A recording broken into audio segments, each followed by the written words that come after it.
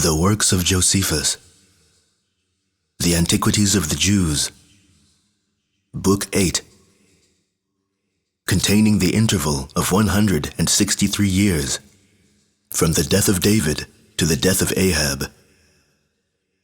Chapter 1. How Solomon, when he had received the kingdom, took off his enemies. We have already treated of David and his virtue, and of the benefits he was the author of to his countrymen, of his wars also and battles, which he managed with success, and then died an old man in the foregoing book. And when Solomon his son, who was but a youth in age, had taken the kingdom, and whom David had declared, while he was alive, the Lord of that people, according to God's will, when he sat upon the throne, the whole body of the people made joyful acclamations to him, as is usual at the beginning of a reign, and wished that all his affairs might come to a blessed conclusion, and that he might arrive at a great age and at the most happy state of affairs possible. But Adonijah, who while his father was living, attempted to gain possession of the government, came to the king's mother Bathsheba, and saluted her with great civility, and when she asked him whether he came to her as desiring her assistance in anything or not, and bade him tell her if that were the case, for that she would cheerfully afford it him, he began to say that she knew herself that the kingdom was his, both on account of his elder age and of the disposition of the multitude, and that yet it was transferred to Solomon her son, according to the will of God. He also said that he was contented to be a servant under him, and was pleased with the present settlement, but he desired her to be a means of obtaining a favor from his brother to him, and to persuade him to bestow on him in marriage Abishag, who had indeed slept by his father, but because his father was too old, he did not lie with her, and she was still a virgin. So Bathsheba promised him to afford him her assistance very earnestly, and to bring this marriage about, because the king would be willing to gratify him in such a thing, and because she would press it to him very earnestly. Accordingly, he went away in hopes of succeeding in this match. So Solomon's mother went presently to her son to speak to him about what she had promised upon Adonijah's supplication to her. And when her son came forward to meet her, and embraced her, and when he had brought her into the house where his royal throne was set, he sat thereon, and bid them set another throne on the right hand for his mother. When Bathsheba was sat down, she said, O my son, grant me one request that I make of thee, and do not anything to me that is disagreeable or ungrateful, which thou wilt do if thou deniest me. And when Solomon bid her to lay her commands upon him, because it was agreeable to his duty to grant her everything she should ask, and complained that she did not begin her discourse with a firm expectation of obtaining what she desired, but had some suspicion of a denial, she entreated him to grant that his brother Adonijah might marry Abishag. But the king was greatly offended at these words, and sent away his mother, and said that Adonijah aimed at great things, and that he wondered that she did not desire him to yield up the kingdom to him, as to his elder brother, since she desired that he might marry Abishag, and that he had potent friends, Joab, the captain of the host, and Abiathar the priest. So he called for Benaiah, the captain of the guards, and ordered him to slay his brother Adonijah. He also called for Abiathar the priest, and said to him, I will not put thee to death, because of those other hardships which thou hast endured with my father, and because of the ark which thou hast borne along with him. But I inflict this following punishment upon thee, because thou wast among Adonijah's followers, and wast of his party. Do not thou continue here, nor come any more into my sight, but go to thine own town, and live on thy own fields, and there abide all thy life.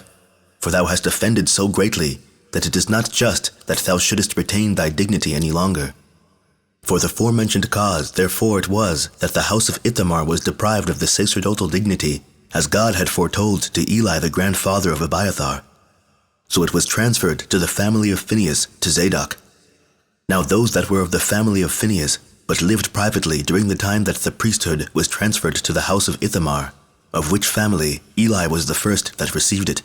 were these that follow. Buki, the son of Abishua the high priest, his son was Joatham. Joatham's son was Meraioth. Meraioth's son was Ariphaeus. Ariphaeus' son was Ahitub, and Ahitub's son was Zadok, who was first made high priest in the reign of David. Now when Joab, the captain of the host, heard of the slaughter of Adonijah, he was greatly afraid, for he was a greater friend to him than to Solomon, and suspecting, not without reason, that he was in danger, on account of his favor to Adonijah, he fled to the altar, and supposed he might procure safety thereby to himself, because of the king's piety towards God.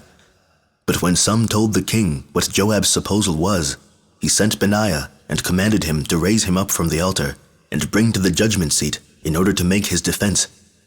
However, Joab said he would not leave the altar, but would die there rather than in another place.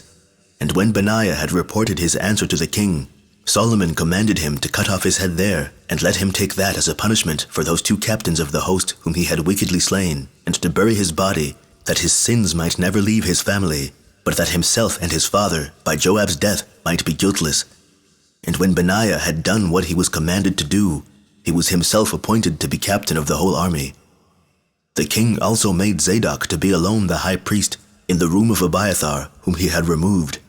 But as to Shimei, Solomon commanded that he should build him a house, and stay at Jerusalem, and attend upon him, and should not have authority to go over the brook Cedron, and that if he disobeyed that command, death should be his punishment. He also threatened him so terribly that he compelled him to take an oath that he would obey. Accordingly, Shimei said that he had reason to thank Solomon for giving him such an injunction, and added an oath that he would do as he bade him. And leaving his own country, he made his abode in Jerusalem. But 3 years afterwards, when he heard that 2 of his servants were run away from him and were in Gath, he went for his servants in haste. And when he was come back with them, the king perceived it, and was much displeased that he had contemned his commands, and what was more, had no regard to the oaths that he had sworn to God. So he called him, and said to him, Didst not thou swear never to leave me, nor to go out of this city to another? Thou shalt not therefore escape punishment for thy perjury, but I will punish thee, thou wicked wretch, both for this crime, and for those wherewith thou didst abuse my father when he was in his flight, that thou mayst know that wicked men gain nothing at last, although they be not punished immediately upon their unjust practices, but that in all the time wherein they think themselves secure, because they have yet suffered nothing, their punishment increases and is heavier upon them, and that to a greater degree than if they had been punished immediately upon the commission of their crimes. So Benaiah, on the king's command, slew Shimei. Chapter 2. Concerning the wife of Solomon, concerning his wisdom and riches, and concerning what he obtained of Hiram for the building of the temple. Solomon, having already settled himself firmly in his kingdom, and having brought his enemies to punishment, he married the daughter of Pharaoh, king of Egypt, and built the walls of Jerusalem much larger and stronger than those that had been before. And thenceforward he managed public affairs very peaceably, nor was his youth any hindrance in the exercise of justice, or in the observation of the laws, or in the remembrance of what charges his father had given him at his death. But he discharged every duty with great accuracy that might have been expected from such as are aged, and of the greatest prudence. He now resolved to go to Hebron, and sacrifice to God upon the brazen altar that was built by Moses. Accordingly, he offered there burnt offerings, in number 1,000, and when he had done this, he thought he had paid great honor to God, for as he was asleep that very night, God appeared to him, and commanded him to ask of him some gifts which he was ready to give him as a reward for his piety.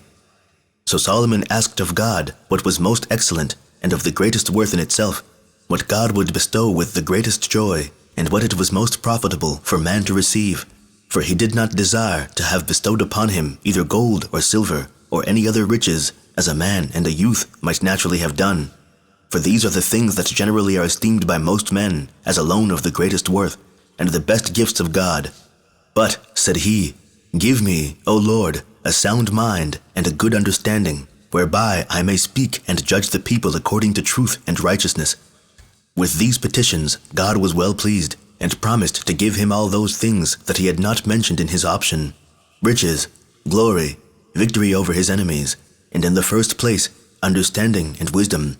and in this such a degree as no other mortal man, neither kings nor ordinary persons ever had. He also promised to preserve the kingdom to his posterity for a very long time, if he continued righteous and obedient to him, and imitated his father in those things wherein he excelled. When Solomon heard this from God, he presently leaped out of his bed, and when he had worshipped him, he returned to Jerusalem. And after he had offered great sacrifices before the tabernacle, he feasted all his own family. In these days, a hard cause came before him in judgment, which it was very difficult to find any end of, and I think it necessary to explain the fact about which the contest was, that such as light upon my writings may know what a difficult cause Solomon was to determine, and those that are concerned in such matters may take this sagacity of the king for a pattern, that they may the more easily give sentence about such questions. There were 2 women, who were harlots in the course of their lives, that came to him, of whom she that seemed to be injured began to speak first, and said, O king, I and this other woman dwell together in one room. Now it came to pass that we both bore a son at the same hour of the same day. And on the 3rd day, this woman overlaid her son and killed it, and then took my son out of my bosom, and removed him to herself. And as I was asleep, she laid her dead son in my arms. Now when in the morning I was desirous to give the breast to the child, I did not find my own, but saw the woman's dead child lying by me, for I considered it exactly, and found it so to be. Hence it was that I demanded my son, and when I could not obtain him, I have recourse, my lord, to thy assistance. For since we were alone, and there was nobody there that could convict her, she cares for nothing, but perseveres in the stout denial of the fact. When this woman had told this her story, the king asked the other woman what she had to say in contradiction to that story. But when she denied that she had done what was charged upon her, and said that it was her child that was living, and that it was her antagonist's child that was dead, and when no one could devise what judgment could be given, and the whole court were blind in their understanding, and could not tell how to find out this riddle, the king alone invented the following way how to discover it. He bade them bring in both the dead child and the living child, and sent one of his guards, and commanded him to fetch a sword, and draw it, and to cut both the children in 2 pieces, that each of the women might have half the living and half the dead child. Hereupon all the people privately laughed at the king, as no more than a youth. But in the meantime, she that was the real mother of the living child cried out that he should not do so, but deliver that child to the other woman as her own, for she would be satisfied with the life of the child and with the sight of it, although it were esteemed the other's child. But the other woman was ready to see the child divided, and was desirous, moreover, that the first woman should be tormented. When the king understood that both their words proceeded from the truth of their passions, he adjudged the child to her that cried out to save it, for that she was the real mother of it, and he condemned the other as a wicked woman, who had not only killed her own child, but was endeavoring to see her friend's child destroyed also. Now the multitude looked on this determination as a great sign and demonstration of the king's sagacity and wisdom, and after that day attended to him as to one that had a divine mind. Now the captains of his armies and officers appointed over the whole country were these. Over the lot of Ephraim was Uri's, over the toparchy of Bethlehem was Dioclerus. Abinadab, who married Solomon's daughter, had the region of Dora and the seacoast under him. The great plain was under Benaiah, the son of Achelus. He also governed all the country as far as Jordan. Gabaris ruled over Gilead and Golantis, and had under him the 60 great and fenced cities of Og. Achinadab managed the affairs of all Galilee as far as Sidon, and had himself also married a daughter of Solomon's, whose name was Basimah. Benacates had the seacoast about Arsi, as had Shaphat, Mount Tabor, and Carmel, and the lower Galilee as far as the river Jordan. One man was appointed over all this country. Shimei was entrusted with the lot of Benjamin, and Gabares had the country beyond Jordan, over whom there was again one governor appointed. Now the people of the Hebrews, and particularly the tribe of Judah, received a wonderful increase when they betook themselves to husbandry and the cultivation of their grounds. For as they enjoyed peace, and were not distracted with wars and troubles, and having besides an abundant fruition of the most desirable liberty, everyone was busy in augmenting the product of their own lands, and making them worth more than they had formerly been. The king had also other rulers, who were over the land of Syria, and the Philistines, which reached from the river Euphrates to Egypt, and these collected his tributes of the nations. Now these contributed to the king's table, and to his supper every day, 30 kori of fine flour, and 60 of meal, as also 10 fat oxen, and 20 oxen out of the pastures, and 100 fat lambs. All these were besides what were taken by hunting harts and buffaloes, and birds and fishes, which were brought to the king by foreigners day by day. Solomon had also so great a number of chariots, that the stalls of his horses for those chariots were 40,000, and besides these he had 12,000 horsemen, the one half of whom waited upon the king in Jerusalem, and the rest were dispersed abroad, and dwelt in the royal villages. But the same officer who provided for the king's expenses supplied also the fodder for the horses, and still carried it to the place where the king abode at that time. Now the sagacity and wisdom which God had bestowed upon Solomon was so great that he exceeded the ancients, insomuch that he was no way inferior to the Egyptians, who were said to have been beyond all men in understanding. Nay, indeed, it is evident that their sagacity was very much inferior to that of the kings. He also excelled and distinguished himself in wisdom above those who were most eminent among the Hebrews at that time for shrewdness. Those I mean were Ethan, and Haman, and Chalcol, and Darda, the sons of Mahal. He also composed books of odes and songs, 1,005, of parables and similitudes 3,000, for he spake a parable upon every sort of tree, from the hyssop to the cedar, and in like manner also about beasts, about all sorts of living creatures, whether upon the earth, or in the seas, or in the air, for he was not unacquainted with any of their natures, nor omitted inquiries about them, but described them all like a philosopher, and demonstrated his exquisite knowledge of their several properties. God also enabled him to learn that skill which expels demons, which is a science useful and sanative to men. He composed such incantations also by which distempers are alleviated, and he left behind him the manner of using exorcisms by which they drive away demons so that they never return. And this method of cure is of great force unto this day, for I have seen a certain man of my own country, whose name was Eleazar, releasing people that were demoniacal in the presence of Vespasian and his sons, and his captains, and the whole multitude of his soldiers. The manner of the cure was this: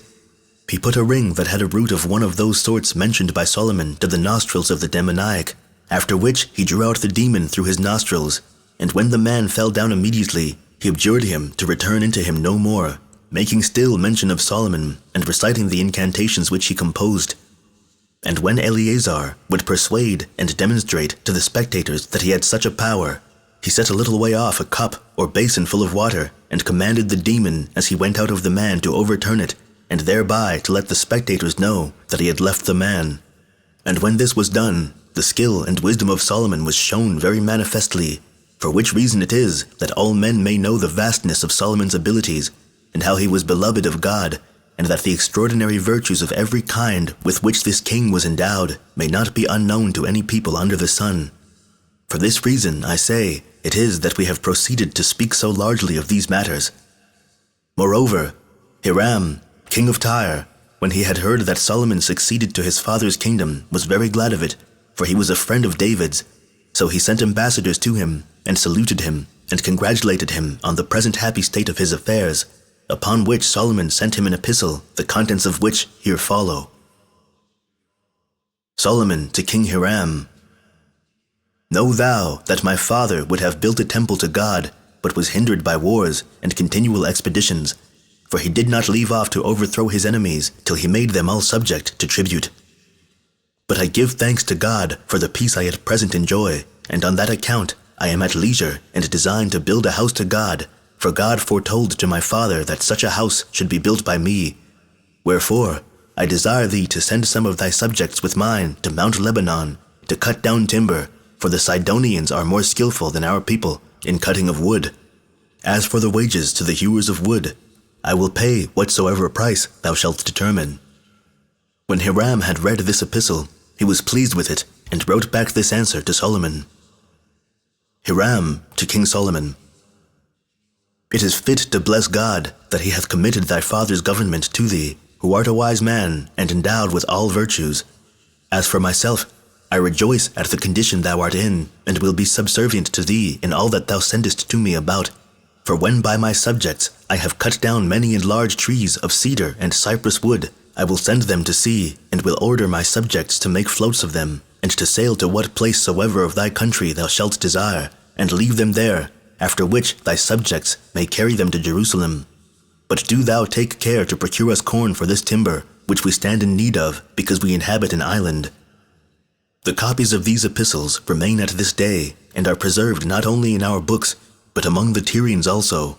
insomuch that if anyone would know the certainty about them, he may desire of the keepers of the public records of Tyre to show him them, and he will find what is there set down to agree with what we have said. I have said so much out of a desire that my readers may know that we speak nothing but the truth, and do not compose a history out of some plausible relations, which deceive men and please them at the same time, nor attempt to avoid examination, nor desire men to believe us immediately, nor are we at liberty to depart from speaking truth, which is the proper commendation of a historian, and yet to be blameless. But we insist upon no admission of what we say, unless we be able to manifest its truth by demonstration and the strongest vouchers. Now King Solomon, as soon as this epistle of the king of Tyre was brought him, commended the readiness and goodwill he declared therein, and repaid him in what he desired, and sent him yearly 20,000 cori of wheat, and as many baths of oil. Now the bath is able to contain 72 sextaries. He also sent him the same measure of wine, so the friendship between Hiram and Solomon hereby increased more and more, and they swore to continue it forever. And the king appointed a tribute to be laid on all the people of 30,000 laborers, whose work he rendered easy to them by prudently dividing it among them. For he made 10,000 cut timber in Mount Lebanon for 1 month, and then to come home, and the rest 2 months, until the time when the other 20,000 had finished their task at the appointed time. And so afterward it came to pass that the first 10,000 returned to their work every 4th month, and it was Adoram who was over this tribute. There were also of the strangers who were left by David, who were to carry the stones and other materials 70,000, and of those that cut the stones 80,000. Of these 3,300 were rulers over the rest. He also enjoined them to cut out large stones for the foundations of the temple, and that they should fit them and unite them together in the mountain, and so bring them to the city. This was done not only by our own country workmen, but by those workmen whom Hiram sent also. Chapter 3. Of the building of the temple. Solomon began to build the temple in the 4th year of his reign, on the 2nd month, which the Macedonians call Artemisius, and the Hebrews Jur, 592 years after the exodus out of Egypt, but 1,020 years from Abraham's coming out of Mesopotamia into Canaan, and after the deluge 1,440 years, and from Adam, the first man who was created, until Solomon built the temple, there had passed in all 3,102 years. Now on that year on which the temple began to be built was already the 11th year of the reign of Hiram, but from the building of Tyre to the building of the temple there had passed 240 years. Now therefore the king laid the foundation of the temple very deep in the ground, and the materials were strong stones, and such as would resist the force of time. These were to unite themselves with the earth and become a basis and a sure foundation for that superstructure which was to be erected over it. They were to be so strong in order to sustain with ease those vast superstructures and precious ornaments whose own weight was to be not less than the weight of those other high and heavy buildings which the king designed to be very ornamental and magnificent. They erected its entire body quite up to the roof of white stone. Its height was 60 cubits, and its length was the same, and its breadth 20. There was another building erected over it, equal to it in its measures, so that the entire altitude of the temple was 120 cubits. Its front was to the east. As to the porch, they built it before the temple. Its length was 20 cubits, and it was so ordered that it might agree with the breadth of the house, and it had 12 cubits in latitude, and its height was raised as high as 120 cubits. He also built round about the temple 30 small rooms, which might include the whole temple by their closeness to one another, and by their number and outward position round it. He also made passages through them, that they might come into one through another. Every one of these rooms had 5 cubits in breadth, and the same in length, but in height 20. Above these were other rooms, and others above them, equal both in their measures and number, so that these reached to a height equal to the lower part of the house, for the upper part had no buildings about it. The roof that was over the house was of cedar, and truly every one of these rooms had a roof of their own, that was not connected with the other rooms, but for the other parts there was a covered roof common to them all, and built with very long beams that passed through the rest and through the whole building, that so the middle walls, being strengthened by the same beams of timber, might be thereby made firmer. But as for that part of the roof that was under the beams, it was made of the same materials, and was all made smooth, and had ornaments proper for roofs, and plates of gold nailed upon them. And as he enclosed the walls with boards of cedar, so he fixed on them plates of gold, which had sculptures upon them, so that the whole temple shined and dazzled the eyes of such as entered by the splendor of the gold that was on every side of them.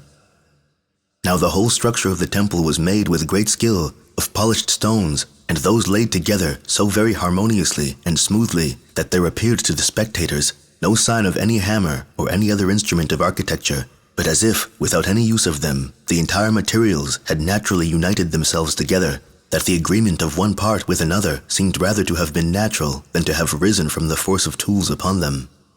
The king also had a fine contrivance for an ascent to the upper room over the temple, and that was by steps in the thickness of the wall, for it had no large door on the east end, as the lower house had, but the entrances were by the sides, through very small doors. He also overlaid the temple, both within and without, with boards of cedar that were kept close together by thick chains, so that this contrivance was in the nature of a support and a strength to the building. Now when the king had divided the temple into 2 parts, he made the inner house of 20 cubits every way to be the most secret chamber, but he appointed that of 40 cubits to be the sanctuary. And when he had cut a door place out of the wall, he put therein doors of cedar, and overlaid them with a great deal of gold that had sculptures upon it. He also had veils of blue, and purple, and scarlet, and the brightest and softest linen, with the most curious flowers wrought upon them, which were to be drawn before those doors. He also dedicated for the most secret place, whose breadth was 20 cubits, and the length the same, 2 cherubims of solid gold. The height of each of them was 5 cubits. They had each of them 2 wings stretched out as far as 5 cubits, wherefore Solomon set them up not far from each other, that with one wing they might touch the southern wall of the secret place, and with another the northern. Their other wings, which joined to each other, were a covering to the ark, which was set between them, but nobody can tell or even conjecture what was the shape of these cherubims. He also laid the floor of the temple with plates of gold, and he added doors to the gate of the temple, agreeable to the measure of the height of the wall, but in breadth 20 cubits, and on them he glued gold plates. And to say all in one word, he left no part of the temple, neither internal nor external, but what was covered with gold. He also had curtains drawn over these doors in like manner as they were drawn over the inner doors of the most holy place, but the porch of the temple had nothing of that sort. Now Solomon sent for an artificer out of Tyre, whose name was Hiram. He was by birth of the tribe of Naphtali, on the mother's side, for she was of that tribe, but his father was of the stock of the Israelites. This man was skillful in all sorts of work, but his chief skill lay in working in gold and silver and brass, by whom were made all the mechanical works about the temple, according to the will of Solomon. Moreover, this Hiram made 2 hollow pillars, whose outsides were of brass, and the thickness of the brass was 4 fingers' breadth, and the height of the pillars was 18 cubits, and their circumference 12 cubits. But there was cast with each of their chapiters lily work that stood upon the pillar, and it was elevated 5 cubits, round about which there was network interwoven with small palms made of brass, and covered the lily work. To this also were hung 200 pomegranates in 2 rows. The one of these pillars he set at the entrance of the porch on the right hand, and called it Jachin, and the other at the left hand, and called it Boaz. Solomon also cast a brazen sea, the figure of which was that of an hemisphere. This brazen vessel was called a sea for its largeness, for the laver was 10 feet in diameter, and cast of the thickness of a palm. Its middle part rested on a short pillar, and had 10 spirals round it, and that pillar was 10 cubits in diameter. There stood round about it 12 oxen that looked to the 4 winds of heaven, 3 to each wind, having their hinder parts depressed, so that the hemispherical vessel might rest upon them, which itself was also depressed round about inwardly. Now this sea contained 3,000 baths. He also made 10 brazen bases for so many quadrangular lavers. The length of every one of these bases was 5 cubits, and the breadth 4 cubits, and the height 6 cubits. This vessel was partly turned, and was thus contrived. There were 4 small quadrangular pillars that stood one at each corner. These had the sides of the base fitted to them on each quarter. They were parted into 3 parts. Every interval had a border fitted to support the laver, upon which was engraven in one place a lion, and in another place a bull and an eagle. The small pillars had the same animals engraven that were engraven on the sides. The whole work was elevated and stood upon 4 wheels, which were also cast, which had also naves and felloes, and were 1.5 feet in diameter. Anyone who saw the spokes of the wheels, how exactly they were turned and united to the sides of the bases, and with what harmony they agreed to the felloes, would wonder at them. However, the structure was this. Certain shoulders of hands stretched out held the corners above, upon which rested a short spiral pillar that lay under the hollow part of the laver, resting upon the fore part of the eagle and the lion, which were adapted to them, insomuch that those who viewed them would think they were of one piece. Between these were engravings of palm trees. This was the construction of the 10 bases. He also made 10 large round brass vessels, which were the lavers themselves, each of which contained 40 baths, for it had its height 4 cubits, and its edges were as much distant from each other. He also placed these lavers upon the 10 bases that were called Mechonoth, and he set 5 of the lavers on the left side of the temple, which was that side towards the north wind, and as many on the right side, towards the south, but looking towards the east.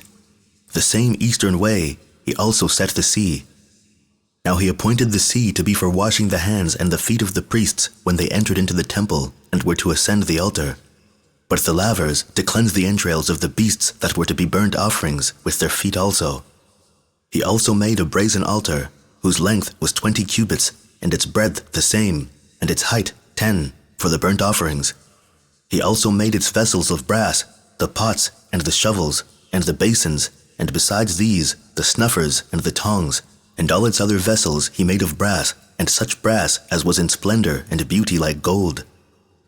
The king also dedicated a great number of tables, but one that was large and made of gold, upon which they set the loaves of God, and he made 10,000 more that resembled them, but were done after another manner, upon which lay the vials and the cups. Those of gold were 20,000, those of silver were 40,000. He also made 10,000 candlesticks, according to the command of Moses, one of which he dedicated for the temple, that it might burn in the daytime, according to the law, and one table with loaves upon it, on the north side of the temple, over against the candlestick. For this he set on the south side, but the golden altar stood between them. All these vessels were contained in that part of the holy house, which was 40 cubits long, and were before the veil of that most secret place wherein the ark was to be set. The king also made pouring vessels, in number 80,000, and 100,000 golden vials, and twice as many silver vials, of golden dishes, in order therein to offer kneaded fine flour at the altar. There were 80,000, and twice as many of silver. Of large basins also, wherein they mixed fine flour with oil, 60,000 of gold, and twice as many of silver. Of the measures like those which Moses called the hin, and the asaron, a 10th deal, there were 20,000 of gold, and twice as many of silver. The golden censers, in which they carried the incense to the altar, were 20,000. The other censers, in which they carried fire from the great altar to the little altar, within the temple were 50,000. The sacerdotal garments, which belonged to the high priest, with the long robes, and the oracle, and the precious stones were 1,000. But the crown upon which Moses wrote the name of God was only one, and hath remained to this very day. He also made 10,000 sacerdotal garments of fine linen with purple girdles for every priest, and 200,000 trumpets, according to the command of Moses. Also 200,000 garments of fine linen for the singers that were Levites, and he made musical instruments, and such as were invented for singing of hymns, called nable and sinire, psalteries and harps, which were made of electrum, the finest brass, 40,000. Solomon made all these things for the honor of God, with great variety and magnificence, sparing no cost, but using all possible liberality in adorning the temple, and these things he dedicated to the treasures of God. He also placed a partition round about the temple, which in our tongue we call Gyson, but it is called Thrikos by the Greeks, and he raised it up to the height of 3 cubits, and it was for the exclusion of the multitude from coming into the temple, and showing that it was a place that was free and open only for the priests. He also built beyond this court a temple, the figure of which was that of a quadrangle, and erected for it great and broad cloisters. This was entered into by very high gates. each of which had its front exposed to one of the four winds, and were shut by golden doors. Into this temple all the people entered that were distinguished from the rest by being pure and observant of the laws. But he made that temple which was beyond this a wonderful one indeed, and such as exceeds all description in words, nay, if I may so say, is hardly believed upon sight. For when he had filled up great valleys with earth, which on account of their immense depth could not be looked on when you bent it down to see them without pain, and had elevated the ground 400 cubits, he made it to be on a level with the top of the mountain on which the temple was built, and by this means the utmost temple, which was exposed to the air, was even with the temple itself.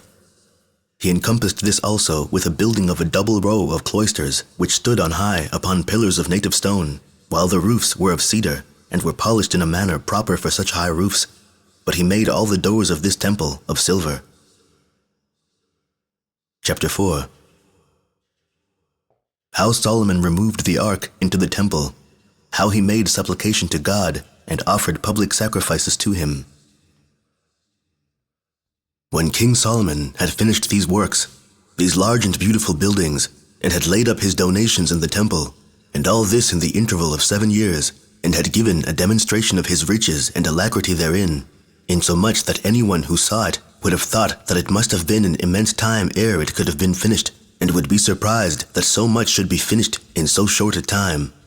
Short, I mean, if compared with the greatness of the work.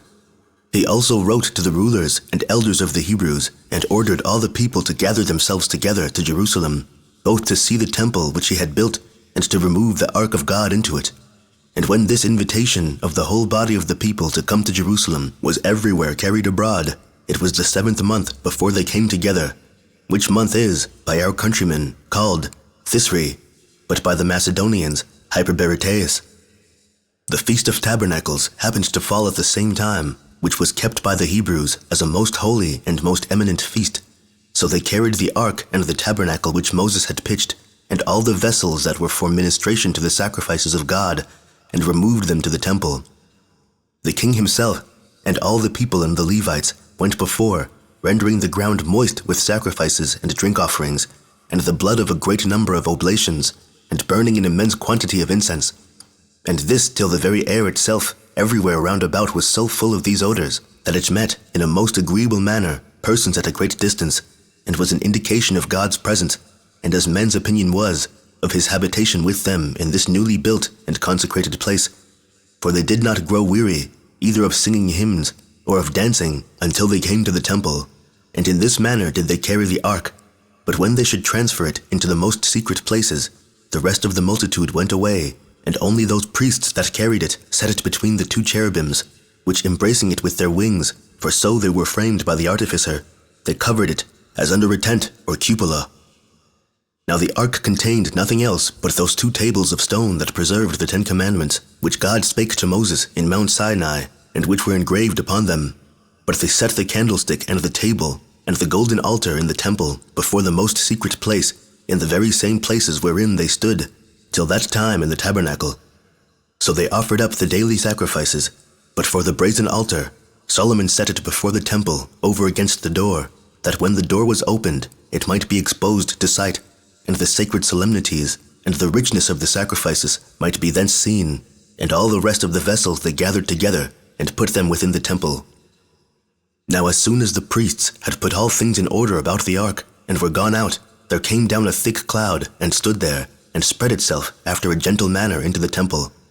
Such a cloud it was, as was diffused and temperate, not such a rough one as we see full of rain in the winter season. This cloud so darkened the place, that one priest could not discern another, but it afforded to the minds of all a visible image and a glorious appearance of God's having descended into this temple, and of his having gladly pitched his tabernacle therein. So these men were intent upon this thought, but Solomon rose up, for he had been sitting before, and used such words to God as he thought agreeable to the divine nature to receive, and fit for him to give, for he said, Thou hast an eternal house, O Lord, and such a one as thou hast created for thyself out of thine own works. We know it to be the heaven and the air, and the earth and the sea, which thou pervadest, nor art thou contained within their limits. I have indeed built this temple to thee and thy name, that from thence, when we sacrifice and perform sacred operations, we may send our prayers up into the air, and may constantly believe that thou art present, and art not remote from what is thine own.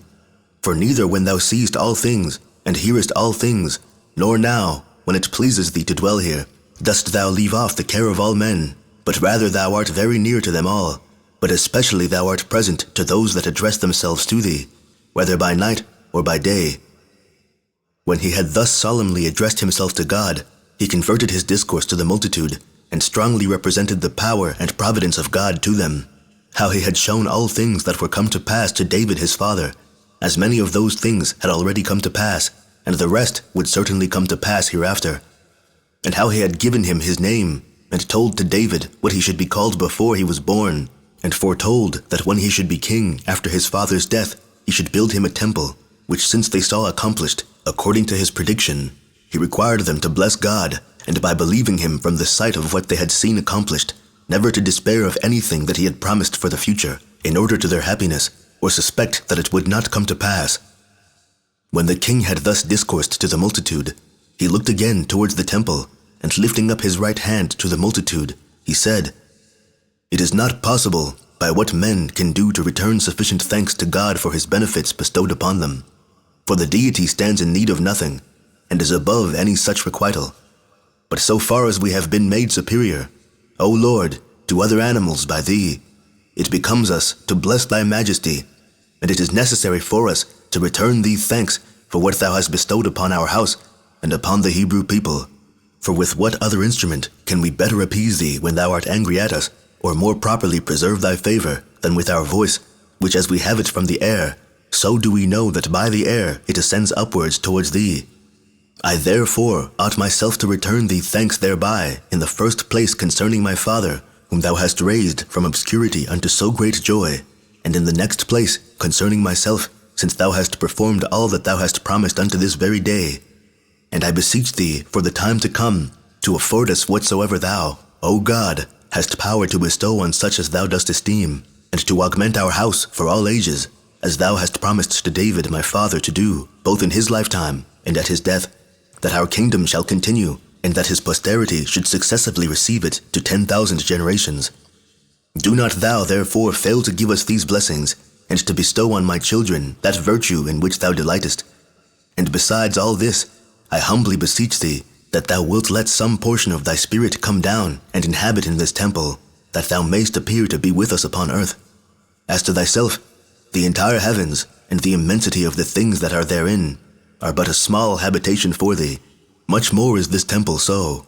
But I entreat thee to keep it as thine own house from being destroyed by our enemies forever, and to take care of it as thine own possession.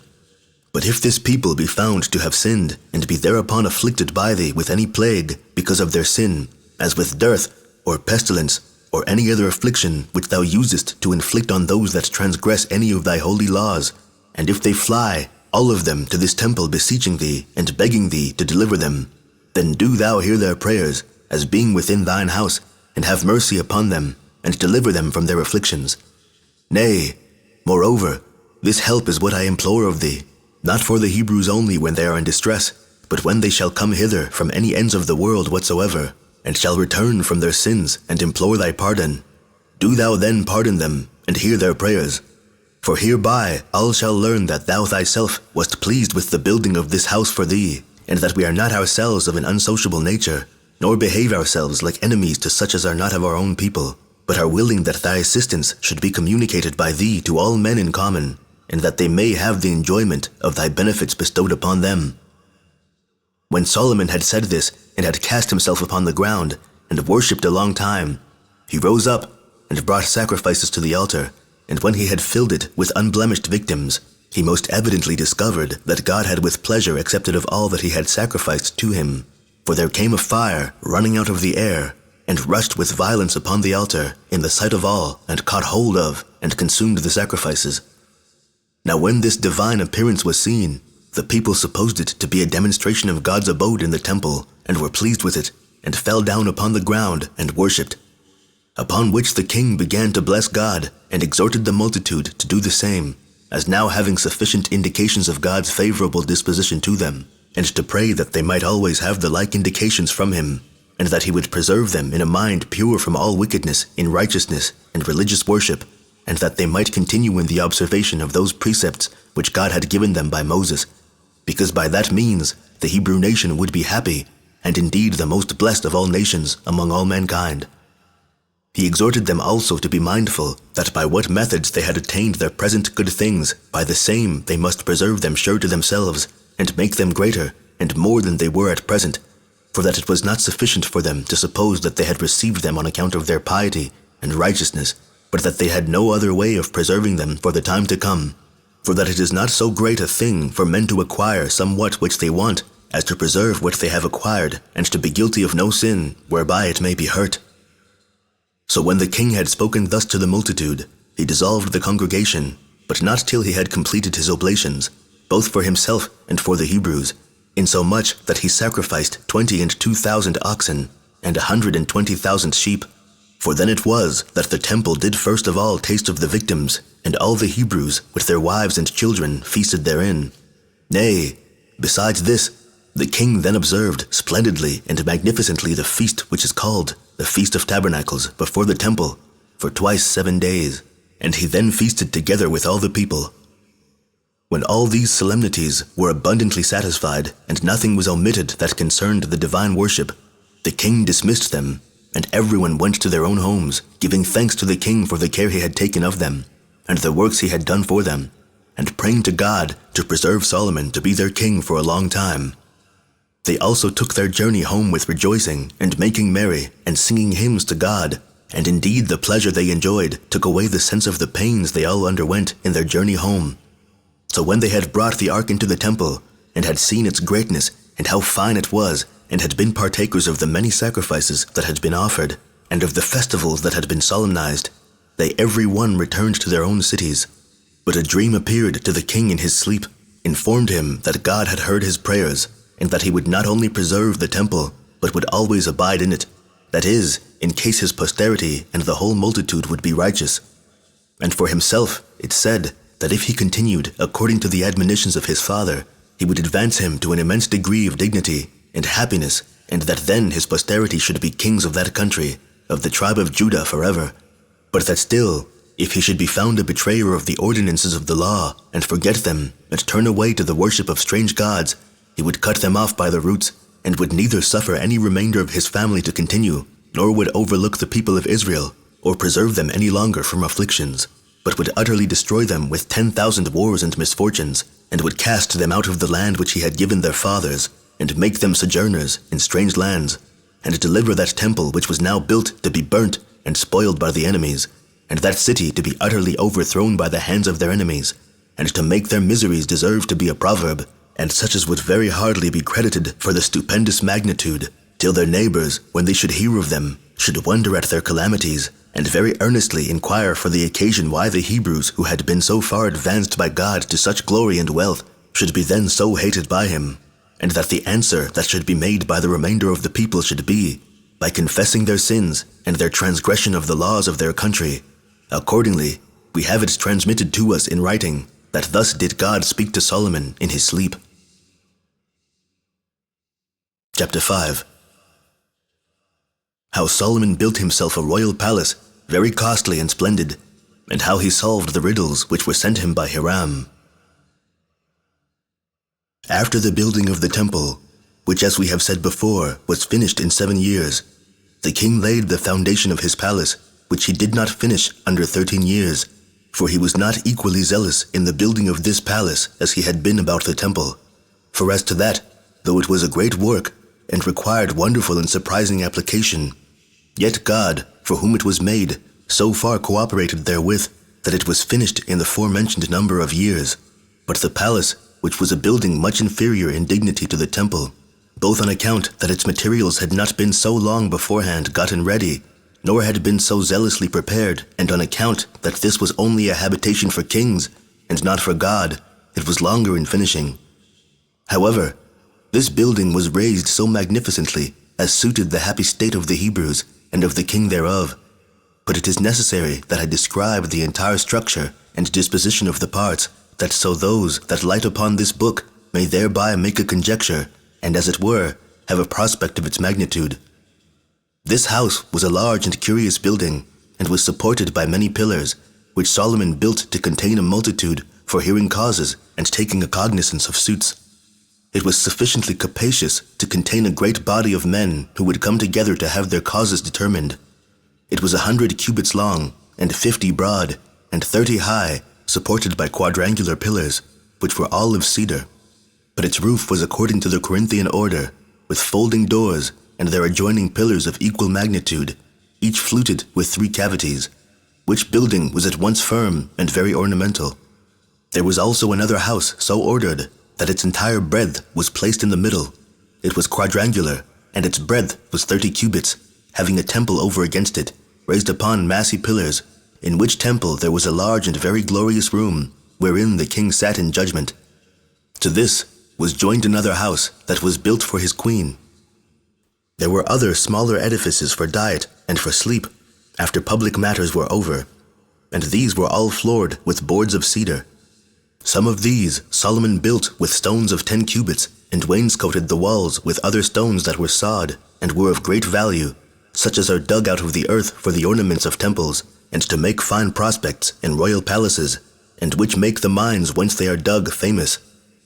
Now the contexture of the curious workmanship of these stones was in 3 rows, but the 4th row would make one admire its sculptures, whereby were represented trees and all sorts of plants, with the shades that arose from their branches, and leaves that hung down from them. Those trees and plants covered the stone that was beneath them, and their leaves were wrought so prodigious thin and subtle that you would think they were in motion. But the other part, up to the roof, was plastered over, and as it were, embroidered with colors and pictures. He, moreover, built other edifices for pleasure, as also very long cloisters, and those situate in an agreeable place of the palace, and among them a most glorious dining room, for feastings and computations, and full of gold, and such other furniture as so fine a room ought to have for the conveniency of the guests, and where all the vessels were made of gold. Now it is very hard to reckon up the magnitude and the variety of the royal apartments, how many rooms there were of the largest sort, how many of a bigness inferior to those, and how many that were subterraneous and invisible, and curiosity of those that enjoyed the fresh air, and the groves for the most delightful prospect, for the avoiding the heat and covering of their bodies. And to say all in brief, Solomon made the whole building entirely of white stone, and cedar wood, and gold and silver. He also adorned the roofs and walls with stones set in gold, and beautified them thereby in the same manner as he had beautified the temple of God with the like stones.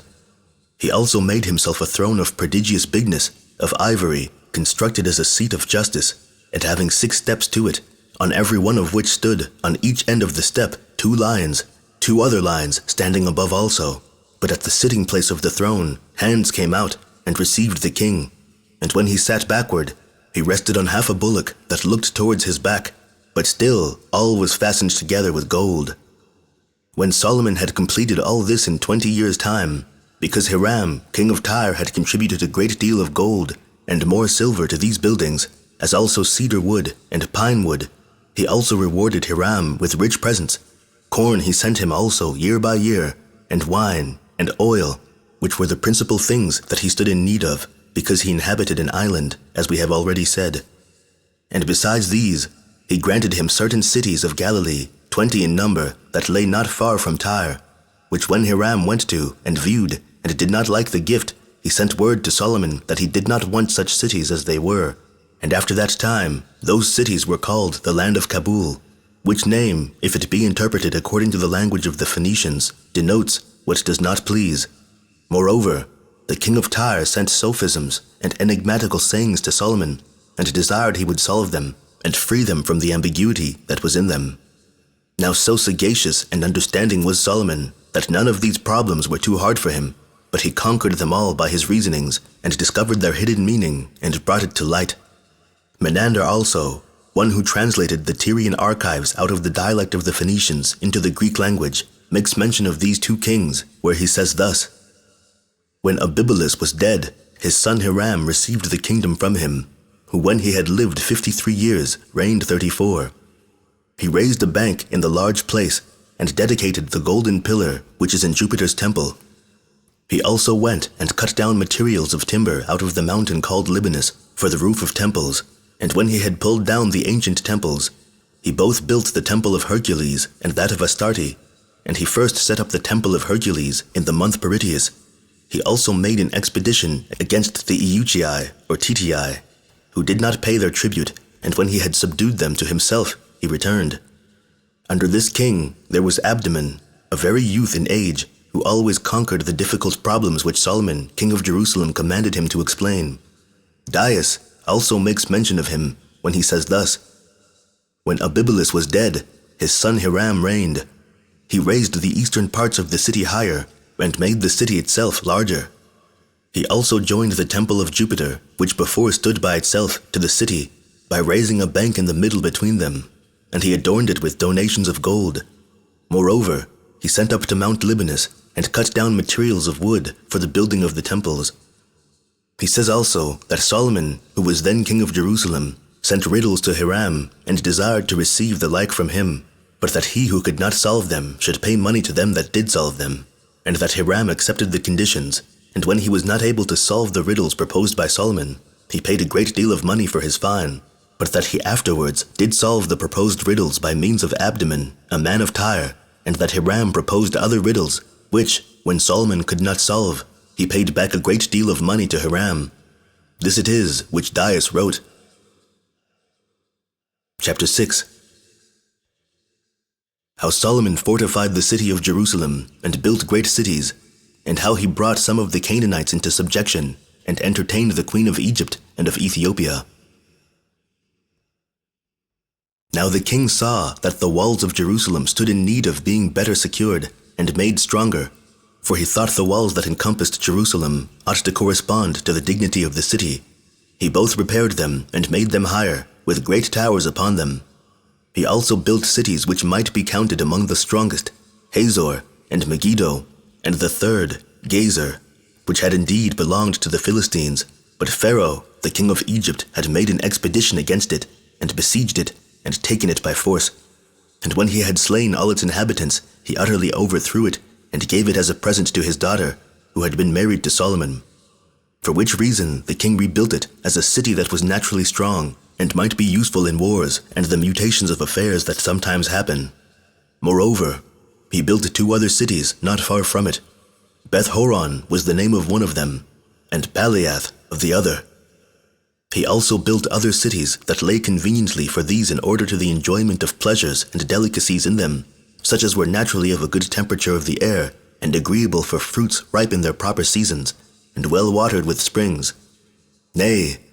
Solomon went as far as the desert above Syria, and possessed himself of it, and built there a very great city, which was distant 2 days' journey from the upper Syria, and 1 day's journey from Euphrates, and 6 long days' journey from Babylon the Great. Now the reason why this city lay so remote from the parts of Syria that are inhabited is this, that below there is no water to be had, and that it is in that place only that there are springs and pits of water. When he had therefore built this city, and encompassed it with very strong walls, he gave it the name of Tadmor, and that is the name it is still called by at this day among the Syrians, but the Greeks name it Palmyra. Now Solomon the king was at this time engaged in building these cities. But if any inquire why all the kings of Egypt from Menes who built Memphis, and was many years earlier than our forefather Abraham until Solomon, where the interval was more than 1,300 years, were called pharaohs, and took it from one pharaoh that lived after the kings of that interval, I think it necessary to inform them of it, and this in order to cure their ignorance, and to make the occasion of that name manifest. Pharaoh, in the Egyptian tongue, signifies a king. But I suppose they made use of other names from their childhood. But when they were made kings, they changed them into the name which in their own tongue denoted their authority. For thus it was also that the kings of Alexandria, who were called formerly by other names, when they took the kingdom, they were called Ptolemies, from their first king. The Roman emperors also were, from their nativity, called by other names, but are styled Caesars, their empire and their dignity imposing that name upon them, and not suffering them to continue in those names which their fathers gave them. I suppose also that Herodotus of Halicarnassus, when he said there were 330 kings of Egypt after Menes, who built Memphis, did therefore not tell us their names, because they were in common called pharaohs. For when after their death there was a queen reigned, he calls her by her name, Nicauli, as thereby declaring that while the kings were of the male line, and so admitted of the same name, while a woman did not admit the same, he did therefore set down that her name, which she could not naturally have. As for myself, I have discovered from our own books that after Pharaoh, the father-in-law of Solomon, no other king of Egypt did any longer use that name, and that it was after that name when the forenamed queen of Egypt and Ethiopia came to Solomon, concerning whom we shall inform the reader presently. But I have now made mention of these things, that I may prove that our books and those of the Egyptians agree together in many things.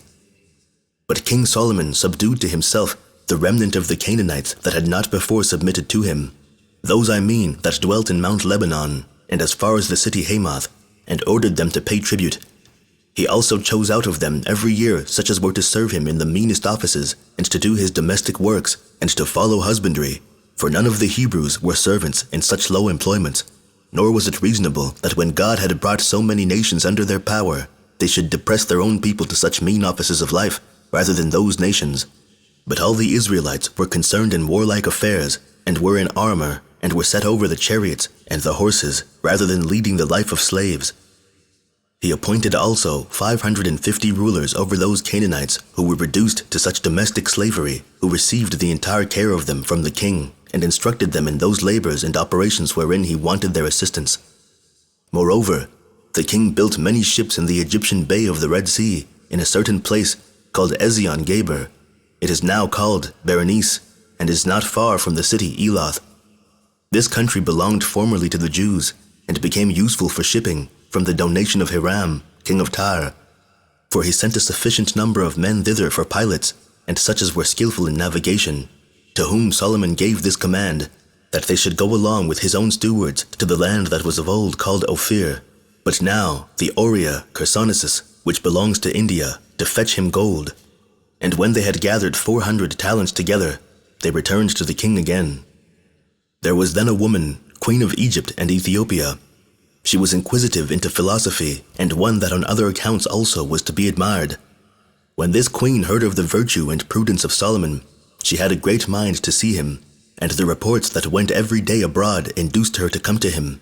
she being desirous to be satisfied by her own experience, and not by a bare hearing, for reports thus heard are likely enough to comply with a false opinion, while they wholly depend on the credit of the relators. So she resolved to come to him, and that especially in order to have a trial of his wisdom, while she proposed questions of a very great difficulty, and entreated that he would solve their hidden meaning. Accordingly, she came to Jerusalem with great splendor and rich furniture, for she brought with her camels laden with gold, and several sorts of sweet spices, and with precious stones. Now upon the king's kind reception of her, he both showed a great desire to please her, and easily comprehending in his mind the meaning of the curious questions she propounded to him, he resolved them sooner than anybody could have expected. So she was amazed at the wisdom of Solomon, and discovered that it was more excellent upon trial than what she had heard by report beforehand, and especially she was surprised at the fineness and largeness of his royal palace, and not less so at the good order of the apartments, for she observed that the king had therein shown great wisdom. But she was beyond measure astonished at the house which was called the Forest of Lebanon, as also at the magnificence of his daily table, and the circumstances of its preparation and ministration, with the apparel of his servants that waited, and the skillful and decent management of their attendants. Nor was she less affected with those daily sacrifices which were offered to God, and the careful management which the priests and Levites used about them. When she saw this done every day, she was in the greatest admiration imaginable, insomuch that she was not able to contain the surprise she was in, but openly confessed how wonderfully she was affected. For she proceeded to discourse with the king, and thereby owned that she was overcome with admiration at the things before related, and said, "All things indeed, O king, that came to our knowledge by report, came with uncertainty as to our belief of them. But as to those good things that to thee appertain, both such as thou thyself possessest, I mean wisdom and prudence, and the happiness thou hast from thy kingdom, certainly the same that came to us was no falsity. It was not only a true report, but it related thy happiness after a much lower manner than I now see it to be before my eyes. For as for the report, It only attempted to persuade our hearing, but did not so make known the dignity of the things themselves as does the sight of them, and being present among them. I, indeed, who did not believe what was reported, by reason of the multitude and grandeur of the things I inquired about, do see them to be much more numerous than they were reported to be. Accordingly, I esteem the Hebrew people, as well as thy servants and friends, to be happy, who enjoy thy presence and hear thy wisdom every day continually. One would therefore bless God, who hath so loved this country, and those that inhabit therein, as to make thee king over them. Now when the queen had thus demonstrated in words how deeply the king had affected her, her disposition was known by certain presents, for she gave him 20 talents of gold, and an immense quantity of spices and precious stones. They say also that we possess the root of that balsam which our country still bears by this woman's gift. Solomon also repaid her with many good things, and principally by bestowing upon her what she chose of her own inclination. For there was nothing that she desired which he denied her, and as he was very generous and liberal in his own temper, so did he show the greatness of his soul in bestowing on her what she herself desired of him. So when this queen of Ethiopia had obtained what we have already given an account of, and had again communicated to the king what she brought with her, she returned to her own kingdom. Chapter 7. How Solomon grew rich, and fell desperately in love with women, and how God, being incensed at it, raised up Adar and Jeroboam against him, concerning the death of Solomon. About the same time there were brought to the king, from the Oria Chersonnesus, a country so called, precious stones and pine trees, and these trees he made use of, for supporting the temple and the palace, as also for the materials of musical instruments, the harps, and the psalteries, that the Levites might make use of them in their hymns to God. The wood which was brought to him at this time was larger and finer than any that had ever been brought before. But let no one imagine that these pine trees were like those which are now so named, and which take that their denomination from the merchants who so called them, that they may procure them to be admired by those that purchase them. For those we speak of were to the sight like the wood of the fig tree, but were whiter and more shining. Now we have said thus much, that nobody may be ignorant of the difference between these sorts of wood, nor unacquainted with the nature of the genuine pine tree. And we thought it both a seasonable and humane thing when we mentioned it, and the uses the king made of it, to explain this difference so far as we have done. Now the weight of gold that was brought him was 666 talents, not including in that sum what was brought by the merchants, nor what the toparchs and king of Arabia gave him in presents. He also cast 200 targets of gold, each of them weighing 600 shekels. He also made 300 shields, every one weighing 3 pounds of gold, and he had them carried and put into that house which was called the Forest of Lebanon. He also made cups of gold and of precious stones for the entertainment of his guests, and had them adorned in the most artificial manner. And he contrived that all his other furniture of vessels should be of gold, for there was nothing then to be sold or bought for silver. For the king had many ships which lay upon the sea of Tarsus. These he commanded to carry out all sorts of merchandise into the remotest nations, by the sale of which silver and gold were brought to the king, and a great quantity of ivory, and Ethiopians, and apes. And they finished their voyage, going and returning in 3 years' time. Accordingly, there went a great fame all around the neighboring countries, which proclaimed the virtue and wisdom of Solomon, insomuch that all the kings everywhere were desirous to see him, as not giving credit to what was reported on account of its being almost incredible. They also demonstrated the regard they had for him by the presents they made him, for they sent him vessels of gold and silver, and purple garments, and many sorts of spices, and horses, and chariots, and as many mules for his carriages as they could find proper to please the king's eyes by their strength and beauty. This addition then he made to those chariots and horses which he had before from those that were sent him, augmented the number of his chariots by above 400, for he had 1,000 before, and augmented the number of his horses by 2,000, for he had 20,000 before. These horses also were so much exercised in order to their making a fine appearance and running swiftly, that no others could, upon the comparison, appear either finer or swifter, but they were at once the most beautiful of all others, and their swiftness was incomparable also. Their riders also were a further ornament to them, being in the first place young men in the most delightful flower of their age, and being eminent for their largeness, and far taller than other men. They had also very long heads of hair hanging down, and were clothed in garments of Tyrian purple. They had also dust of gold every day sprinkled on their hair, so that their heads sparkled with the reflection of the sunbeams from the gold. The king himself rode upon a chariot in the midst of these men, who were still in armor, and had their bows fitted to them. He had on a white garment, and used to take his progress out of the city in the morning. There was a certain place, about 50 furlongs distant from Jerusalem, which is called Etham. Very pleasant it is, in fine gardens, and abounding in rivulets of water. Thither did he use to go out in the morning, sitting on high in his chariot. Now Solomon had a divine sagacity in all things, and was very diligent and studious to have things done after an elegant manner. So he did not neglect the care of the ways, but he laid a causeway of black stone along the roads that led to Jerusalem, which was the royal city, both to render them easy for travelers, and to manifest the grandeur of his riches and government. He also parted his chariots, and set them in a regular order, that a certain number of them should be in every city, still keeping a few about him. And those cities he called the cities of his chariots. And the king made silver as plentiful in Jerusalem as the stones on the street, and so multiplied cedar trees in the plains of Judea, which did not grow there before, that they were like to the multitude of common sycamore trees.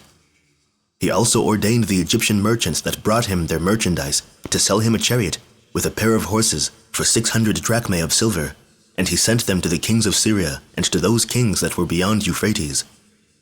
But although Solomon was become the most glorious of kings, and the best beloved by God, and had exceeded in wisdom and riches those that had been rulers of the Hebrews before him,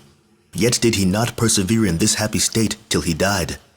Nay, he forsook the observation of the laws of his father, and came to an end no way suitable to our foregoing history of him. He grew mad in his love of women, and laid no restraint on himself in his lusts, nor was he satisfied with the women of his country alone, but he married many wives out of foreign nations, Sidonians, and Tyrians, and Ammonites, and Edomites, and he transgressed the laws of Moses, which forbade Jews to marry any but those that were of their own people. He also began to worship their gods, which he did in order to the gratification of his wives, and out of his affection for them. This very thing our legislators suspected, and so admonished us beforehand that we should not marry women of other countries, lest we should be entangled with foreign customs, and apostatize from our own, lest we should leave off to honor our own God, and should worship their gods. But Solomon was fallen headlong into unreasonable pleasures, and regarded not those admonitions. For when he had married 700 wives, the daughters of princes and of eminent persons, and 300 concubines, and these besides the king of Egypt's daughter, he soon was governed by them, till he came to imitate their practices. He was forced to give them this demonstration of his kindness and affection to them, to live according to the laws of their countries. And as he grew into years, and this reason became weaker by length of time, it was not sufficient to recall to his mind the institutions of his own country. So he still more and more condemned his own God, and continued to regard the gods that his marriages had introduced. Nay, before this happened, he sinned, and fell into an error about the observation of the laws, when he made the images of brazen oxen that supported the brazen sea, and the images of lions about his own throne. For these he made, although it was not agreeable to piety so to do, and this he did, notwithstanding that he had his father as a most excellent and domestic pattern of virtue, and knew what a glorious character he had left behind him, because of his piety towards God. Nor did he imitate David, although God had twice appeared to him in his sleep, and exhorted him to imitate his father. So he died ingloriously. There came therefore a prophet to him, who was sent by God, and told him that his wicked actions were not concealed from God, and threatened him that he should not long rejoice in what he had done, that indeed the kingdom should not be taken from him while he was alive, because God had promised to his father David that he would make him his successor, but that he would take care that this should befall his son when he was dead. Not that he would withdraw all the people from him, but that he would give 10 tribes to a servant of his, and leave only 2 tribes to David's grandson for his sake, because he loved God, and for the sake of the city of Jerusalem, wherein he should have a temple. When Solomon heard that, he was grieved upon this change of almost all that happiness which had made him to be admired into so bad a state. Nor had there much time passed after the prophet had foretold what was coming, before God raised up an enemy against him, whose name was Adar, who took the following occasion of his enmity to him. He was a child of the stock of the Edomites, and of the blood royal. And when Joab, the captain of David's host, laid waste to the land of Edom, and destroyed all that were men grown and able to bear arms for 6 months' time, this Hadad fled away and came to Pharaoh, the king of Egypt, who received him kindly and assigned him a house to dwell in, and a country to supply him with food. And when he was grown up, he loved him exceedingly, insomuch that he gave him his wife's sister, whose name was Tahpenes, to wife, by whom he had a son, who was brought up with the king's children.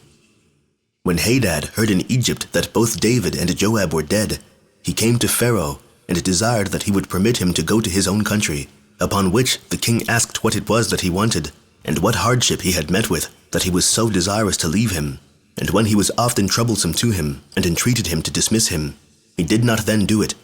But at the time when Solomon's affairs began to grow worse on account of his forementioned transgressions, and God's anger against him for the same, Hadad, by Pharaoh's permission, came to Edom. And when he was not able to make the people forsake Solomon, for it was kept under by many garrisons, and an innovation was not to be made with safety, he removed thence, and came into Syria. There he lighted upon one Rezon, who had run away from Hadadezer, king of Zobah, his master, and was become a robber in that country, and joined friendship with him, who had already a band of robbers about him. So he went up and seized upon that part of Syria, and was made king thereof. He also made incursions into the land of Israel, and did no small mischief, and spoiled it, and that in the lifetime of Solomon. And this was the calamity which the Hebrews suffered by Hadad.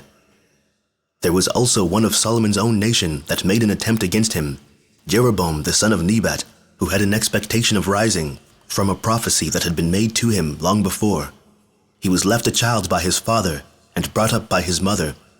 And when Solomon saw that he was of an active and a bold disposition, he made him the curator of the walls which he built round about Jerusalem. And he took such care of those works that the king approved of his behavior, and gave him as a reward for the same the charge of the tribe of Joseph. And when about that time Jeroboam was once going out of Jerusalem, a prophet of the city Shiloh, whose name was Ahijah, met him and saluted him. And when he had taken him a little aside to a place out of the way, where there was not another person present, he rent the garment he had on into 12 pieces, and bid Jeroboam take 10 of them, and told him beforehand that this is the will of God. He will part the dominion of Solomon, and give one tribe, with that which is next to it, to his son, because of the promise he made to David for his succession, and will give 10 tribes to thee, because Solomon hath sinned against him, and delivered up himself to women and to their gods. Seeing therefore that thou knowest the cause for which God hath changed his mind, and is alienated from Solomon, be thou righteous, and keep the laws, because he hath proposed to thee the greatest of all rewards for thy piety, and the honor thou shalt pay to God, namely, to be as greatly exalted as thou knowest David to have been. So Jeroboam was elevated by these words of the prophet, and being a young man, of a warm temper, and ambitious of greatness, he could not be quiet. And when he had so great a charge in the government, and called to mind what had been revealed to him by Ahijah, he endeavored to persuade the people to forsake Solomon, to make a disturbance, and to bring the government over to himself. But when Solomon understood his intention and treachery, he sought to catch him and kill him. But Jeroboam was informed of it beforehand, and fled to Shishak, the king of Egypt, and there abode till the death of Solomon, by which means he gained these 2 advantages: to suffer no harm from Solomon, and to be preserved for the kingdom. So Solomon died when he was already an old man, having reigned 80 years, and lived 94. He was buried in Jerusalem, having been superior to all other kings in happiness, and riches, and wisdom, excepting that when he was growing into years, he was deluded by women, and transgressed the law, concerning which transgressions, and the miseries which befell the Hebrews thereby, I think proper to discourse at another opportunity. Chapter 8. How, upon the death of Solomon, the people forsook his son Rehoboam, and ordained Jeroboam king over the 10 tribes. Now when Solomon was dead, and his son Rehoboam, who was born of an Ammonite wife, whose name was Naamah, had succeeded him in the kingdom, the rulers of the multitude sent immediately into Egypt, and called back Jeroboam. And when he was come to them, to the city Shechem, Rehoboam came to it also, for he had resolved to declare himself king to the Israelites while they were gathered together. So the rulers of the people, as well as Jeroboam, came to him, and besought him, and said that he ought to relax, and to be gentler than his father in the servitude he had imposed on them, because they had borne a heavy yoke, and that then they should be better affected to him, and be well contented to serve him under his moderate government, and should do it more out of love than fear. But Rehoboam told them they should come to him again in 3 days' time, when he should give an answer to their request. This delay gave occasion to a present suspicion, since he had not given them a favorable answer to their mind immediately, for they thought that he should have given them a humane answer offhand, especially since he was but young. However, they thought that this consultation about it, and that he did not presently give them a denial, afforded them some good hope of success. Rehoboam now called his father's friends, and advised with them what sort of answer he ought to give to the multitude, upon which they gave him the advice which became friends, and those that knew the temper of such a multitude. They advised him to speak in a way more popular than suited the grandeur of a king, because he would thereby oblige them to submit to him with good will, it being most agreeable to subjects that their king should be almost upon the level with them. But Rehoboam rejected this so good, and in general so profitable advice. It was such at least at that time when he was to be made king. God himself, I suppose, causing what was most advantageous to be condemned by him. So he called for the young men who were brought up with him, and told them what advice the elders had given him, and bade them speak what they thought he ought to do. They advised him to give the following answer to the people, for neither their youth nor God himself suffered them to discern what was best, that his little finger should be thicker than his father's loins, and if they had met with hard usage from his father, they should experience much rougher treatment from him, and if his father had chastised them with whips, that they must expect that he would do it with scorpions. The king was pleased with this advice, and thought it agreeable to the dignity of his government to give them such an answer. Accordingly, when the multitude came together to hear his answer on the 3rd day, all the people were in great expectation, and very intent to hear what the king would say to them, and supposed they should hear somewhat of a kind nature. But he passed by his friends, and answered as the young men had given him counsel. Now this was done according to the will of God, that what Ahijah had foretold might come to pass. By these words the people were struck, as it were, by an iron hammer, and were so grieved at the words, as if they had already felt the effects of them, and they had great indignation at the king, and all cried out aloud and said, "We will no longer have any relation to David or his posterity after this day." And they said farther, "We only leave to Rehoboam the temple which his father built," and they threatened to forsake him.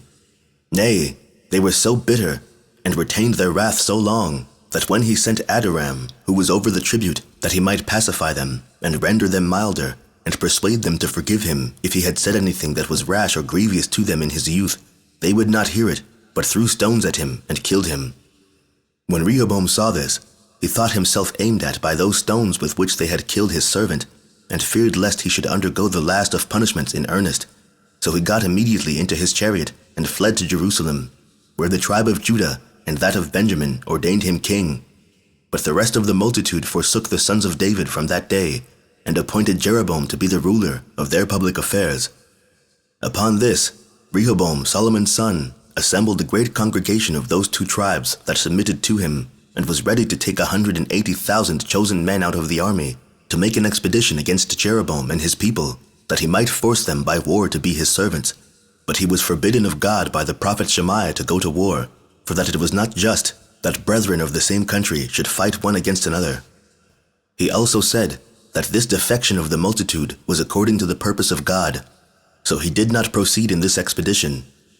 And now I will relate first actions of Jeroboam, the king of Israel, after which we will relate what are therewith connected, the actions of Rehoboam, the king of these 2 tribes. By this means we shall preserve the good order of the history entire. When therefore Jeroboam had built a place in the city Shechem, he dwelt there. He also built him another at Penuel, a city so called. And now the Feast of Tabernacles was approaching in a little time. Jeroboam considered if he should permit the multitude to go to worship God at Jerusalem, and there to celebrate the festival, they would probably repent of what they had done, and be enticed by the temple, and by the worship of God there performed, and would leave him, and return to their first king. And so he should run the risk of losing his own life. So he invented this contrivance. He made 2 golden heifers, and built 2 little temples for them, the one in the city Bethel, and the other in Dan, which last was at the fountains of the lesser Jordan, and he put the heifers into both the little temples in the forementioned cities. And when he had called those 10 tribes together, over whom he ruled, he made a speech to the people in these words: I suppose, my countrymen, that you know this, that every place hath God in it, nor is there any one determinate place in which he is, but he everywhere hears and sees those that worship him, on which account I do not think it right for you to go so long a journey to Jerusalem, which is an enemy's city, to worship him. It was a man that built the temple. I have also made 2 golden heifers dedicated to the same God, and one of them I have consecrated in the city Bethel, and the other in Dan, to the end that those of you that dwell nearest those cities may go to them and worship God there. And I will ordain for you certain priests and Levites from among yourselves, that you may have no want of the tribe of Levi or of the sons of Aaron. But let him that is desirous among you of being a priest bring to God a bullock and a ram, which they say Aaron the first priest brought also. When Jeroboam had said this, he deluded the people and made them to revolt from the worship of their forefathers and to transgress their laws. This was the beginning of miseries to the Hebrews, and the cause why they were overcome in war by foreigners, and so fell into captivity. But we shall relate those things in their proper places hereafter. When the Feast of Tabernacles was just approaching, Jeroboam was desirous to celebrate it himself in Bethel, as did the 2 tribes celebrated in Jerusalem. Accordingly, he built an altar before the heifer, and undertook to be high priest himself. So he went up to the altar with his own priests about him. But when he was going to offer the sacrifices and the burnt offerings in the sight of all the people, a prophet, whose name was Jadon, was sent by God, and came to him from Jerusalem, who stood in the midst of the multitude, and in the hearing of the king, and directing his discourse to the altar, said thus: God foretells that there shall be a certain man of the family of David, Josiah by name, who shall slay upon thee those false prophets that shall live at that time, and upon thee shall burn the bones of those deceivers of the people, those impostors and wicked wretches. However, that this people may believe that these things shall come to pass, I foretell a sign to them that shall also come to pass. This altar shall be broken to pieces immediately, and all the fat of the sacrifices that is upon it shall be poured upon the ground. When the prophet had said this, Jeroboam fell into a passion, and stretched out his hand, and bid them lay hold of him. But the hand which he stretched out was enfeebled, and he is not able to pull it again to him, for it was become withered, and hung down as if it were a dead hand. The altar also was broken to pieces, and all that was upon it was poured out, as the prophet had foretold should come to pass. So the king understood that he was a man of veracity, and had a divine foreknowledge, and entreated him to pray to God that he would restore his right hand. Accordingly, the prophet did pray to God to grant him that request. So the king, having his hand recovered to its natural state, rejoiced at it, and invited the prophet to sup with him. But Jadon said that he could not endure to come into his house, nor to taste of bread or water in this city, for that was a thing God had forbidden him to do, as also to go back by the same way which he came. But he said he was to return by another way. So the king wondered at the abstinence of the man, but was himself in fear, as suspecting a change of his affairs for the worse from what had been said to him. Chapter 9. How Jadon the prophet was persuaded by another lying prophet, and returned to Bethel, and was afterwards slain by a lion, as also what words the wicked prophet made use of to persuade the king, and thereby alienated his mind from God. Now there was a certain wicked man in that city, who was a false prophet, whom Jeroboam had in great esteem, but was deceived by him and his flattering words. This man was bedrid by reason of the infirmities of old age. However, he was informed by his sons concerning the prophet that was come from Jerusalem, and concerning the signs done by him, and how when Jeroboam's right hand had been enfeebled at the prophet's prayer, he had revived it again. Whereupon he was afraid that this stranger and prophet should be in better esteem with the king than himself, and obtain greater honor from him. And he gave order to his sons to saddle his ass presently, and make all ready that he might go out. Accordingly, they made haste to do what they were commanded, and he got upon the ass and followed after the prophet. And when he had overtaken him, as he was resting himself under a very large oak tree that was thick and shady, he at first saluted him, but presently he complained of him, because he had not come into his house and partaken of his hospitality. And when the other said that God had forbidden him to taste of anyone's provision in that city, he replied, that for certain God had not forbidden that I should set food before thee, for I am a prophet as thou art, and worship God in the same manner that thou dost. And I am now come as sent by him, in order to bring thee into my house, and make thee my guest. Now Jadon gave credit to this lying prophet, and returned back with him. But when they were at dinner and merry together, God appeared to Jadon and said that he should suffer punishment for transgressing his commands, and he told him what that punishment should be. For he said that he should meet with a lion as he was going on his way, by which lion he should be torn in pieces, and be deprived of burial in the sepulchres of his fathers. Which things came to pass, as I suppose, according to the will of God, that so Jeroboam might not give heed to the words of Jadon, as of one that had been convicted of lying. However, as Jadon was again going to Jerusalem, a lion assaulted him, and pulled him off the beast he rode on, and slew him. Yet did he not at all hurt the ass, but sat by him, and kept him, as also the prophet's body. This continued till some travelers saw that it came, and told it in the city to the false prophet, who sent his sons, and brought the body into the city, and made a funeral for him at great expense. He also charged his sons to bury himself with him, and said that all which he had foretold against that city, and the altar, and priests, and false prophets would prove true, and that if he were buried with him, he should receive no injurious treatment after his death, the bones not being then to be distinguished asunder. But now, when he had performed those funeral rites to the prophet, and had given that charge to his sons, as he was a wicked and impious man, he goes to Jeroboam, and says to him, And wherefore is it now that thou art disturbed at the words of this silly fellow? And when the king had related to him what had happened about the altar, and about his own hand, and gave him the names of divine man, and an excellent prophet, he endeavored by a wicked trick to weaken that his opinion, and by using plausible words concerning what had happened, he aimed to injure the truth that was in them. For he attempted to persuade him that his hand was enfeebled by the labor it had undergone in supporting the sacrifices, and that upon its resting a while it returned to its former nature again.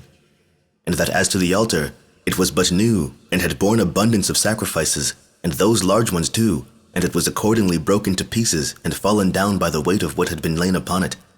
He also informed him of the death of him that had foretold those things, and how he perished, whence he concluded that he had not anything in him of a prophet, nor spake anything like one.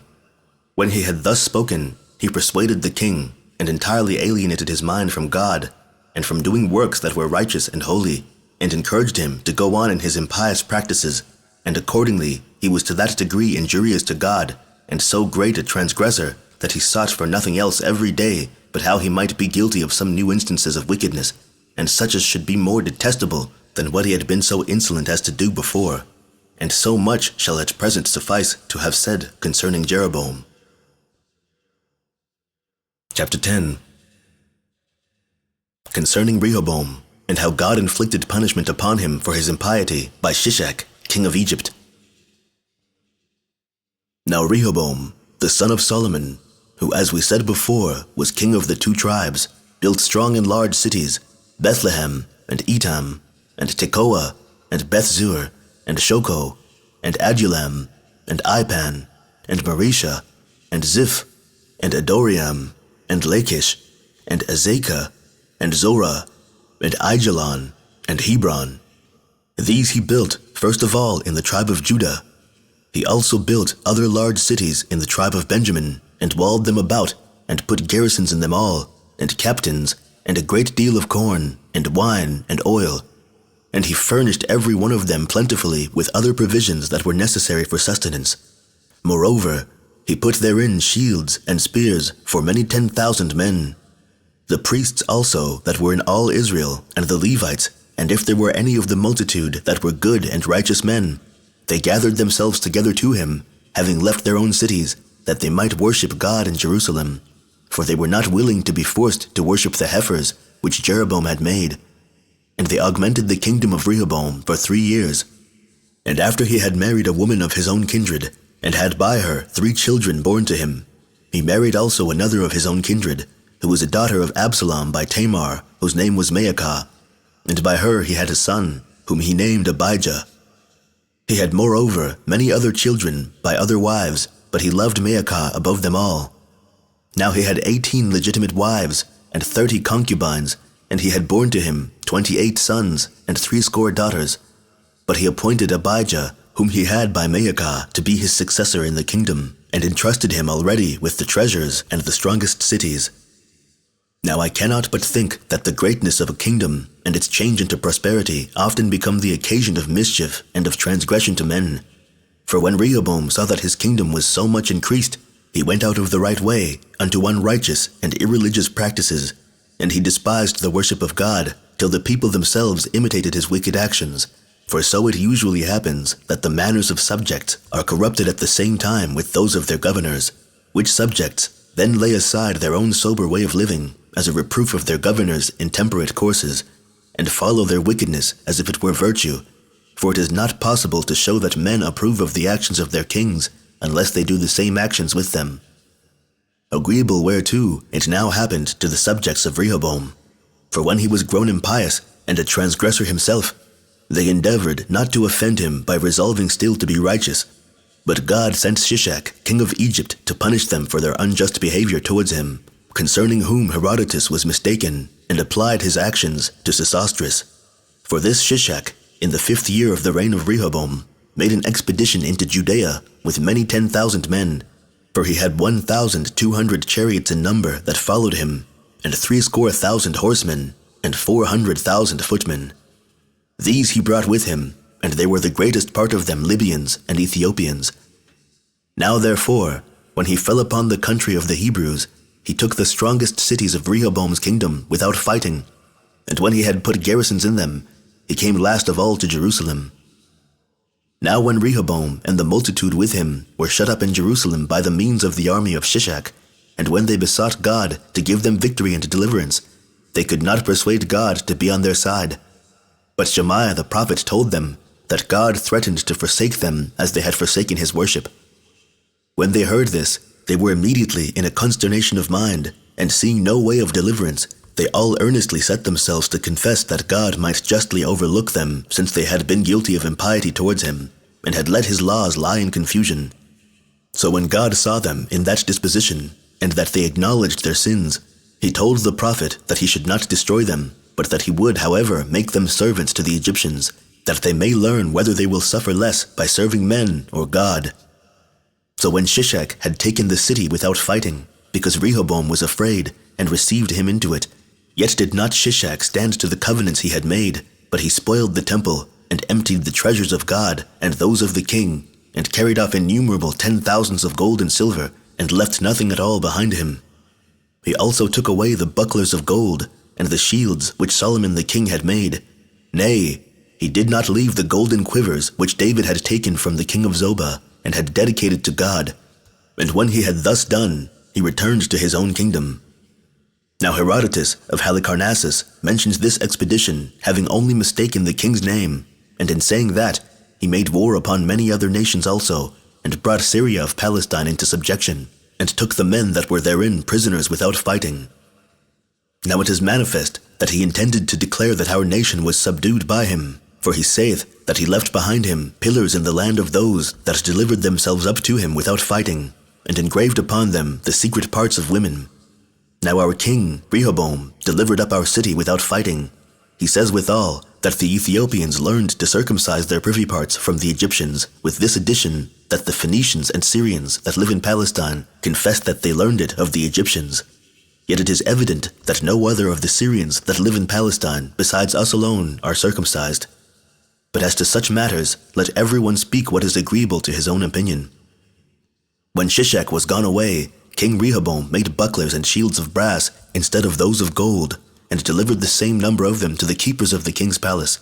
So instead of warlike expeditions, and that glory which results from those public actions, he reigned in great quietness, though not without fear, as being always an enemy to Jeroboam.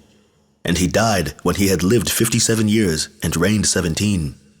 He was in his disposition a proud and foolish man, and lost part of his dominions by not hearkening to his father's friends. He was buried in Jerusalem, and the sepulchres of the kings, and his son Abijah succeeded him in the kingdom, and this in the 18th year of Jeroboam's reign over the 10 tribes.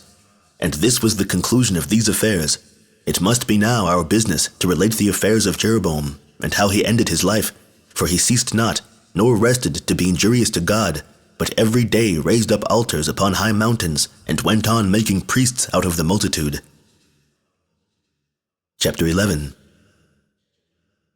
Concerning the death of a son of Jeroboam, how Jeroboam was beaten by Abijah, who died a little afterwards, and was succeeded in his kingdom by Asa, and also how, after the death of Jeroboam, Baasha destroyed his son Nadab, and all the house of Jeroboam. However, God was in no long time ready to return Jeroboam's wicked actions, and the punishment they deserved upon his own head, and upon the heads of all his house. And whereas a son of his lay sick at that time, who was called Abijah, he enjoined his wife to lay aside her robes, and to take the garments belonging to a private person, and go to Ahijah the prophet, for that he was a wonderful man in foretelling futurities, it having been he who told me that I should be king. He also enjoined her, when she came to him, to inquire concerning the child, as if she were a stranger, whether he should escape this distemper. So she did as her husband bade her, and changed her habit, and came to the city Shiloh, for there did Ahijah live.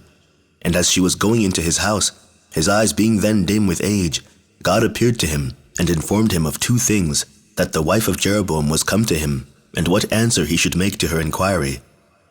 Accordingly, as the woman was coming into the house like a private person and a stranger, he cried out, "Come in, O thou wife of Jeroboam. Why concealest thou thyself? Thou art not concealed from God, who hath appeared to me, and informed me that thou wast coming, and hath given me in command what I shall say to thee."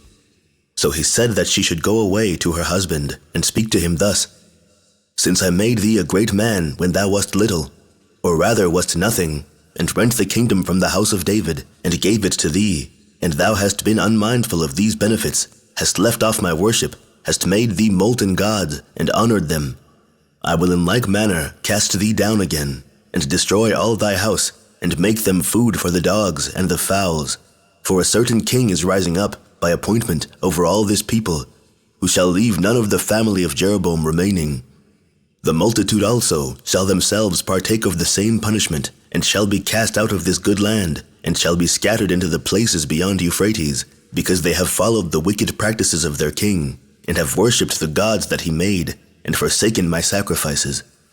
But do thou, O woman, make haste back to thy husband, and tell him this message. But thou shalt then find thy son dead, for as thou enterest the city, he shall depart this life.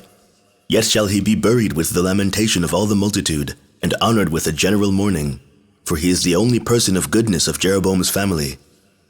When the prophet had foretold these events, the woman went hastily away with a disordered mind, and greatly grieved at the death of the forenamed child.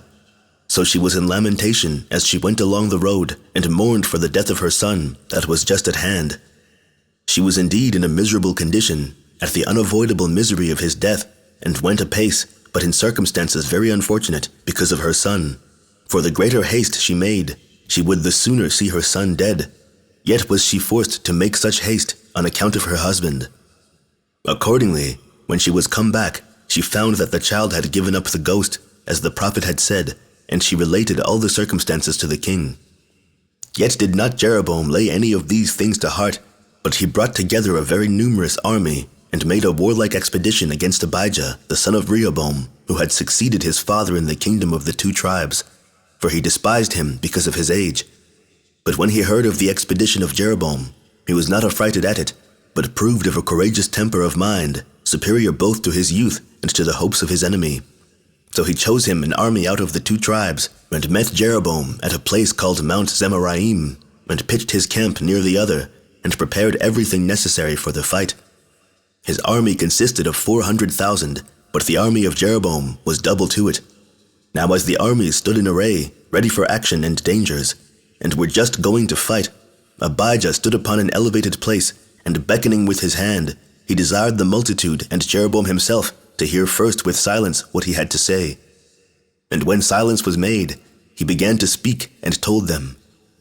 God had consented that David and his posterity should be their rulers for all time to come, and this you yourselves are not unacquainted with. But I cannot but wonder how you should forsake my father, and join yourselves to his servant Jeroboam, and are now here with him to fight against those who by God's own determination are to reign, and to deprive them of that dominion which they have still retained. For as to the greater part of it, Jeroboam is unjustly in possession of it.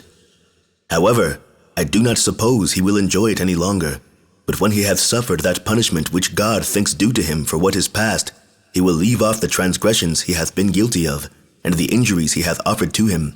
and which he hath still continued to offer, and hath persuaded you to do the same.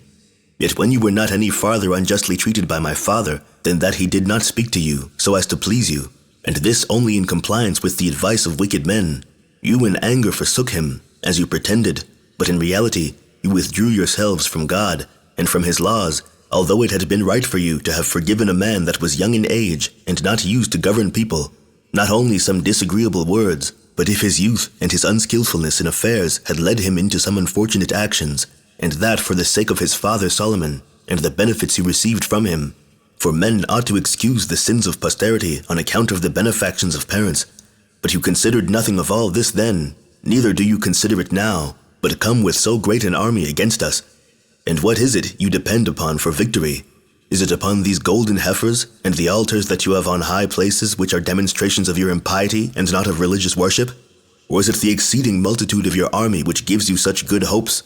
Yet certainly there is no strength at all in an army of many 10,000s when the war is unjust, for we ought to place our surest hope of success against our enemies in righteousness alone, and in piety towards God, which hope we justly have, since we have kept the laws from the beginning, and have worshipped our own God, who was not made by hands out of corruptible matter, nor was he formed by a wicked king, in order to deceive the multitude, but who is his own workmanship, and the beginning and end of all things. I therefore give you counsel, even now, to repent, and to take better advice, and to leave off the prosecution of the war, to call to mind the laws of your country, and to reflect what it hath been that hath advanced you to so happy a state as you are now in. This was the speech which Abijah made to the multitude. But while he was still speaking, Jeroboam sent some of his soldiers privately to encompass Abijah round about on certain parts of the camp that were not taken notice of. And when he was thus within the compass of the enemy, his army was affrighted, and their courage failed them. But Abijah encouraged them, and exhorted them to place their hopes on God, for that he was not encompassed by the enemy. So they all at once implored the divine assistance, while the priests sounded with the trumpets, and they made a shout, and fell upon their enemies. And God brake the courage, and cast down the force of their enemies, and made Abijah's army superior to them. For God vouchsafed to grant them a wonderful and very famous victory, and such a slaughter was now made of Jeroboam's army, as is never recorded to have happened in any other war, whether it were of the Greeks or of the barbarians, for they overthrew and slew 500,000 of their enemies, and they took their strongest cities by force and spoiled them. And besides those, they did the same to Bethel and her towns, and Jeshanah and her towns. And after this defeat, Jeroboam never recovered himself during the life of Abijah, who yet did not long survive, for he reigned but 3 years, and was buried in Jerusalem in the sepulchres of his forefathers. He left behind him 22 sons and 16 daughters, and he had also those children by 14 wives, and Asa his son succeeded in the kingdom, and the young man's mother was Micaiah. Under his reign of the country of the Israelites enjoyed peace for 10 years. And so far concerning Abijah, the son of Rehoboam, the son of Solomon, as his history hath come down to us. But Jeroboam, the king of the 10 tribes, died when he had governed them 22 years, whose son Nadab succeeded him in the 2nd year of the reign of Asa. Now Jeroboam's son governed 2 years, and resembled his father in impiety and wickedness. In these 2 years he made an expedition against Gibbethon, a city of the Philistines, and continued the siege in order to take it. But he was conspired against while he was there by a friend of his, whose name was Baasha, the son of Ahijah, and was slain. Which Baasha took the kingdom after the other's death, and destroyed the whole house of Jeroboam. It also came to pass, according as God had foretold, that some of Jeroboam's kindred that died in the city were torn to pieces and devoured by dogs, and that others of them that died in the fields were torn and devoured by the fowls. So the house of Jeroboam suffered the just punishment of his impiety and of his wicked actions. Chapter 12. How Zerah, king of the Ethiopians, was beaten by Asa, and how Asa, upon Baasha's making war against him, invited the king of the Damascens to assist him, and how, on the destruction of the house of Baasha, Zimri got the kingdom, as did his son Ahab after him. Now Asa, the king of Jerusalem, was of an excellent character, and had a regard to God, and neither did nor designed anything but what had relation to the observation of the laws. He made a reformation of his kingdom, and cut off whatsoever was wicked therein, and purified it from every impurity. Now he had an army of chosen men that were armed with targets and spears, out of the tribe of Judah 300,000, and out of the tribe of Benjamin that bore shields and drew bows 250,000. But when he had already reigned 10 years, Zerah, king of Ethiopia, made an expedition against him with a great army of 900,000 footmen, and 100,000 horsemen, and 300 chariots, and came as far as Mareshah, a city that belonged to the tribe of Judah. Now when Zerah had passed so far with his own army, Asa met him, and put his army in array over against him in a valley called Zephathah, not far from the city. And when he saw the multitude of the Ethiopians, he cried out and besought God to give him the victory, and that he might kill many 10,000s of the enemy. For, said he, I depend on nothing else but that assistance which I expect from thee, which is able to make the fewer superior to the more numerous, and the weaker to the stronger. And thence it is alone that I venture to meet Zerah and fight him. While Asa was saying this, God gave him a signal of victory, and joining battle cheerfully on account of what God had foretold about it, he slew a great many of the Ethiopians, and when he had put them to flight, he pursued them to the country of Gerar. And when they left off killing their enemies, they betook themselves to spoiling them, for the city Gerar was already taken, and to spoiling their camp, so that they carried off much gold, and much silver, and a great deal of other prey, and camels, and great cattle, and flocks of sheep. Accordingly, when Asa and his army had obtained such a victory, and such wealth from God, they returned to Jerusalem. Now as they were coming, a prophet whose name was Azariah met them on the road, and bade them stop their journey a little, and began to say to them thus, that the reason why they had obtained this victory from God was this, that they had showed themselves righteous and religious men, and had done everything according to the will of God, that therefore, he said, if they persevered therein, God would grant that they should always overcome their enemies and live happily, but that if they left off his worship, all things shall fall out on the contrary, and a time should come, wherein no true prophet shall be left in your whole multitude, nor a priest who shall deliver you a true answer from the oracle. But your cities shall be overthrown, and your nation scattered over the whole earth, and live the life of strangers and wanderers. So he advised them, while they had time, to be good, and not to deprive themselves of the favor of God. When the king and the people heard this, they rejoiced, and all in common, and everyone in particular, took great care to behave themselves righteously. The king also sent some to take care that those in the country should observe the laws also. And this was the state of Asa, king of the 2 tribes. I now return to Baasha, the king of the multitude of the Israelites, who slew Nadab, the son of Jeroboam, and retained the government. He dwelt in the city Tirzah, having made that his habitation, and reigned 24 years. He became more wicked and impious than Jeroboam or his son. He did a great deal of mischief to the multitude, and was injurious to God, who sent the prophet Jehu, and told him beforehand that his whole family should be destroyed, and that he would bring the same miseries on his house which had brought that of Jeroboam to ruin, because when he had been made king by him, he had not required his kindness, by governing the multitude righteously and religiously, which things, in the first place, tended to their own happiness, and in the next place were pleasing to God, that he had imitated this very wicked king Jeroboam. And although that man's soul had perished, yet did he express to the life his wickedness. And he said that he should therefore justly experience the like calamity with him, since he had been guilty of the like wickedness. But Baasha, though he heard beforehand what miseries would befall him and his whole family for their insolent behavior, yet did not he leave off his wicked practices for the time to come, nor did he care to appear to be other than worse and worse till he died. Nor did he then repent of his past actions, nor endeavor to obtain pardon of God for them, but did as those do who have rewards proposed to them. When they have once in earnest set about their work, they do not leave off their labors. For thus did Baasha, when the prophets foretold to him what would come to pass, grow worse, as if what were threatened, the perdition of his family and the destruction of his house, which are really among the greatest of evils, were good things, and as if he were a combatant for wickedness, he every day took more and more pains for it. And at last he took his army and assaulted a certain considerable city called Ramah, which was 40 furlongs distant from Jerusalem. And when he had taken it, he fortified it, having determined beforehand to leave a garrison in it, that they might thence make excursions and do mischief to the kingdom of Asa. Whereupon Asa was afraid of the attempts the enemy might make upon him, and considering with himself what mischiefs this army that was left in Ramah might do to the country over which he reigned, he sent ambassadors to the king of the Damascens with gold and silver, desiring his assistance, and putting him in mind that we have a friendship together from the times of our forefathers. So he gladly received that sum of money, and made a league with him, and broke the friendship he had with Baasha, and sent the commanders of his own forces into the cities that were under Baasha's dominion, and ordered them to do them mischief. So they went and burnt some of them, and spoiled others, Ijon, and Dan, and Abelmain, and many others.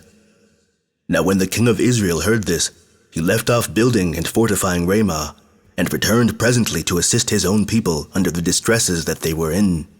But Asa made use of the materials that were prepared for building that city, for building in the same place 2 strong cities, the one of which was called Geba, and the other Mizpah, so that after this Baasha had no leisure to make expeditions against Asa, for he was prevented by death, and was buried in the city Tirzah, and Elah, his son, took the kingdom, who when he had reigned 2 years, died, being treacherously slain by Zimri, the captain of half his army.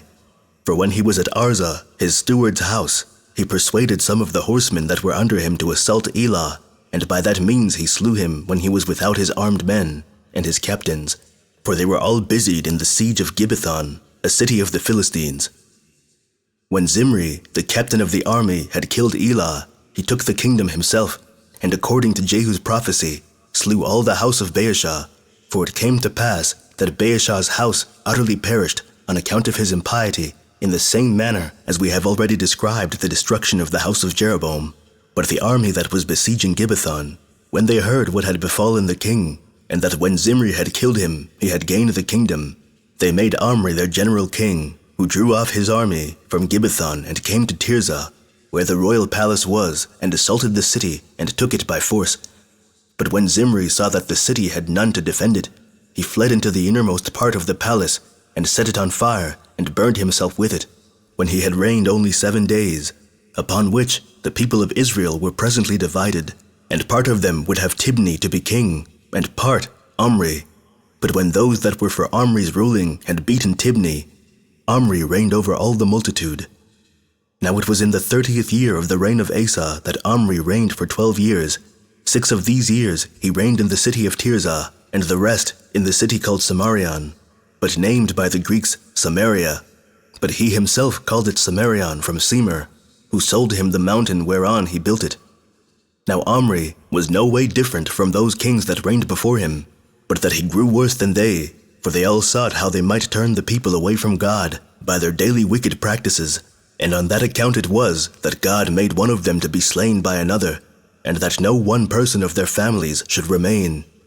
This Omri also died at Samaria, and Ahab his son succeeded him. Now by these events we may learn what concern God hath for the affairs of mankind, and how he loves good men, and hates the wicked, and destroys them root and branch. For many of these kings of Israel, they and their families were miserably destroyed, and taken away one by another, in a short time for their transgression and wickedness. But Asa, who was king of Jerusalem, and of the 2 tribes, attained, by God's blessing, a long and blessed old age, for his piety and righteousness, and died happily when he had reigned 41 years. And when he was dead, his son Jehoshaphat succeeded him in the government. He was born of Asa's wife Azubah, and all men allowed that he followed the works of David his forefather, and this both in courage and piety. But we are not obliged now to speak any more of the affairs of this king. Chapter 13. How Ahab, when he had taken Jezebel to wife, became more wicked than all the kings that had been before him, of the actions of the prophet Elijah, and what befell Naboth. Now Ahab, the king of Israel, dwelt in Samaria, and held the government for 22 years, and made no alteration in the conduct of the kings that were his predecessors, but only in such things as were of his own invention for the worse, and in his most gross wickedness. He imitated them in their wicked courses, and in their injurious behavior towards God, and more especially, he imitated the transgression of Jeroboam, for he worshipped the heifers that he had made, and he contrived other absurd objects of worship besides those heifers. He also took to wife the daughter of Ethbaal, king of the Tyrians and Sidonians, whose name was Jezebel, of whom he learned to worship her own gods. This woman was active and bold, and fell into so great a degree of impurity and wickedness that she built a temple to the god of the Tyrians, which they called Baalus, and planted a grove of all sorts of trees. She also appointed priests and false prophets to this god. The king also himself had many such about him, and so exceeded in madness and wickedness all the kings that went before him. There was now a prophet of God Almighty, of Thesbon, a country in Gilead, that came to Ahab and said to him, that God foretold he would not send rain, nor dew in those years upon the country but when he should appear. And when he had confirmed this by an oath, he departed into the southern parts, and made his abode by a brook, out of which he had water to drink, for as for his food, ravens brought it to him every day.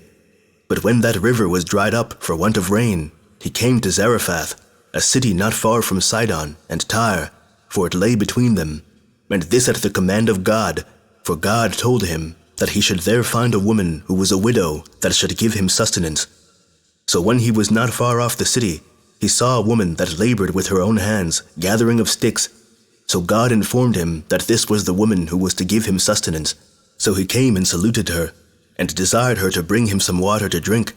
But as she was going so to do, he called to her, and would have her to bring him a loaf of bread also.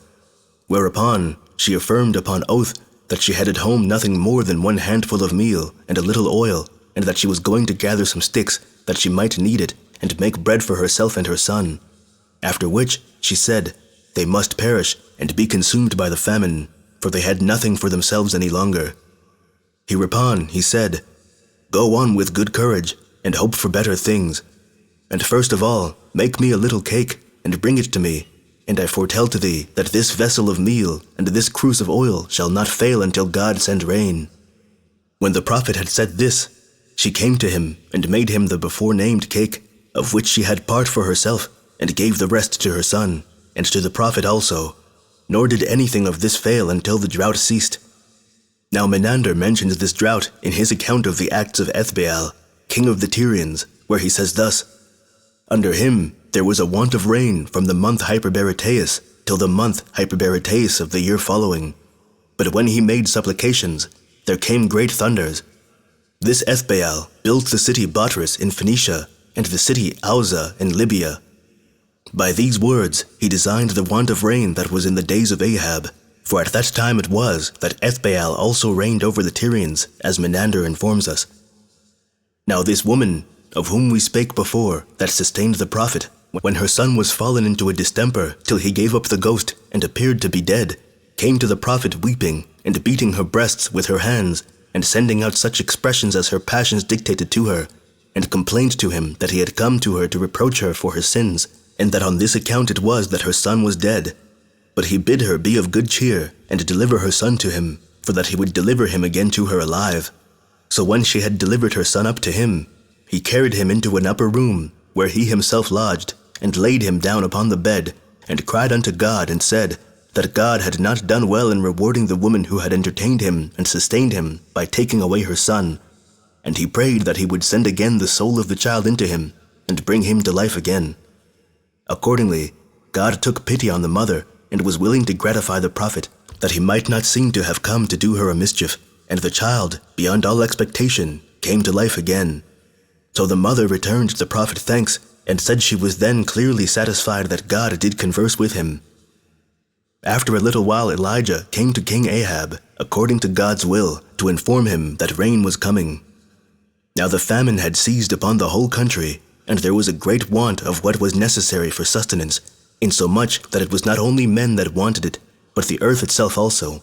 which did not produce enough for the horses, and the other beasts of what was useful for them to feed on, by reason of the drought. So the king called for Obadiah, who was steward over his cattle, and said to him that he would have him go to the fountains of water and to the brooks, that if any herbs could be found for them, they might mow it down and reserve it for the beasts. And when he had sent persons all over the habitable earth to discover the prophet Elijah, and they could not find him, he bade Obadiah accompany him. So it was resolved they should make a progress and divide the ways between them, and Obadiah took one road, and the king another. Now it happened that the same time when Queen Jezebel slew the prophets, this Obadiah had hidden 100 prophets, and had fed them with nothing but bread and water. But when Obadiah was alone, and absent from the king, the prophet Elijah met him, and Obadiah asked him who he was, and when he had learned it from him, he worshipped him. Elijah then bid him go to the king, and tell him that I am here ready to wait on him. But Obadiah replied, What evil have I done to thee, that thou sendest me to one who seeketh to kill thee, and hath sought over all the earth for thee? Or was he so ignorant as to not know that the king had left no place untouched unto which he had not sent persons to bring him back, in order, if they could take him, to have him put to death? For he told him he was afraid lest God should appear to him again, and he should go away into another place, and that when the king should send him for Elijah, and he should miss of him, and not be able to find him anywhere upon earth, he should be put to death. He desired him, therefore, to take care of his preservation, and told him how diligently he had provided for those of his own profession, and had saved 100 prophets, when Jezebel slew the rest of them, and had kept them concealed, and that they had been sustained by him.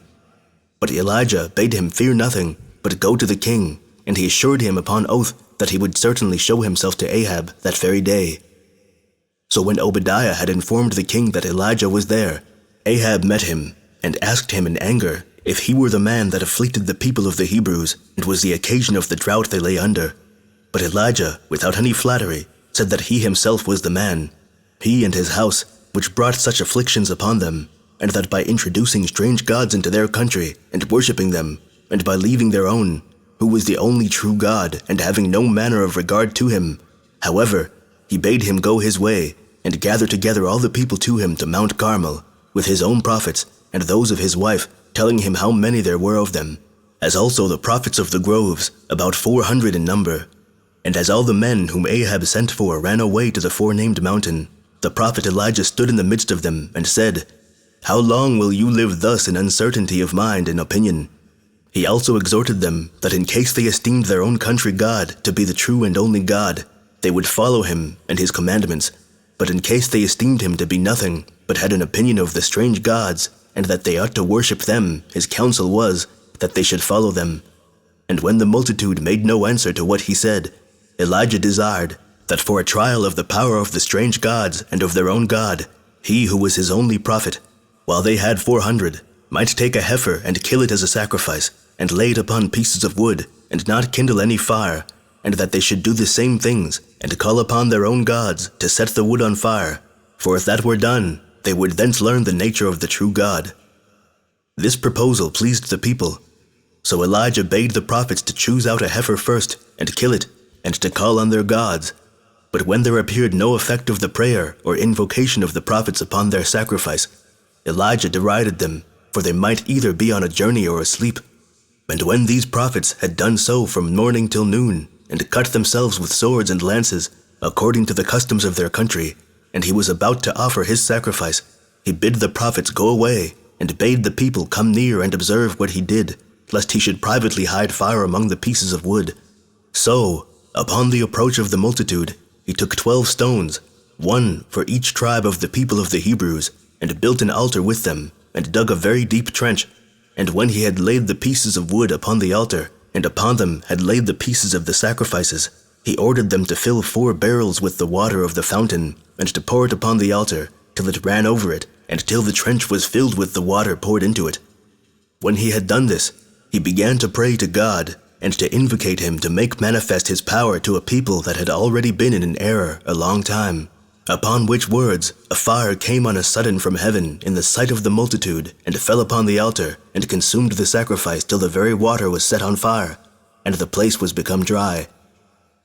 Now when the Israelites saw this, they fell down upon the ground, and worshipped one God, and called him the great and the only true God, but they called the others mere names framed by the evil and wild opinions of men. So they caught their prophets, and at the command of Elijah slew them. Elijah also said to the king that he should go to dinner without any further concern, for that in a little time he would see God send them rain. Accordingly,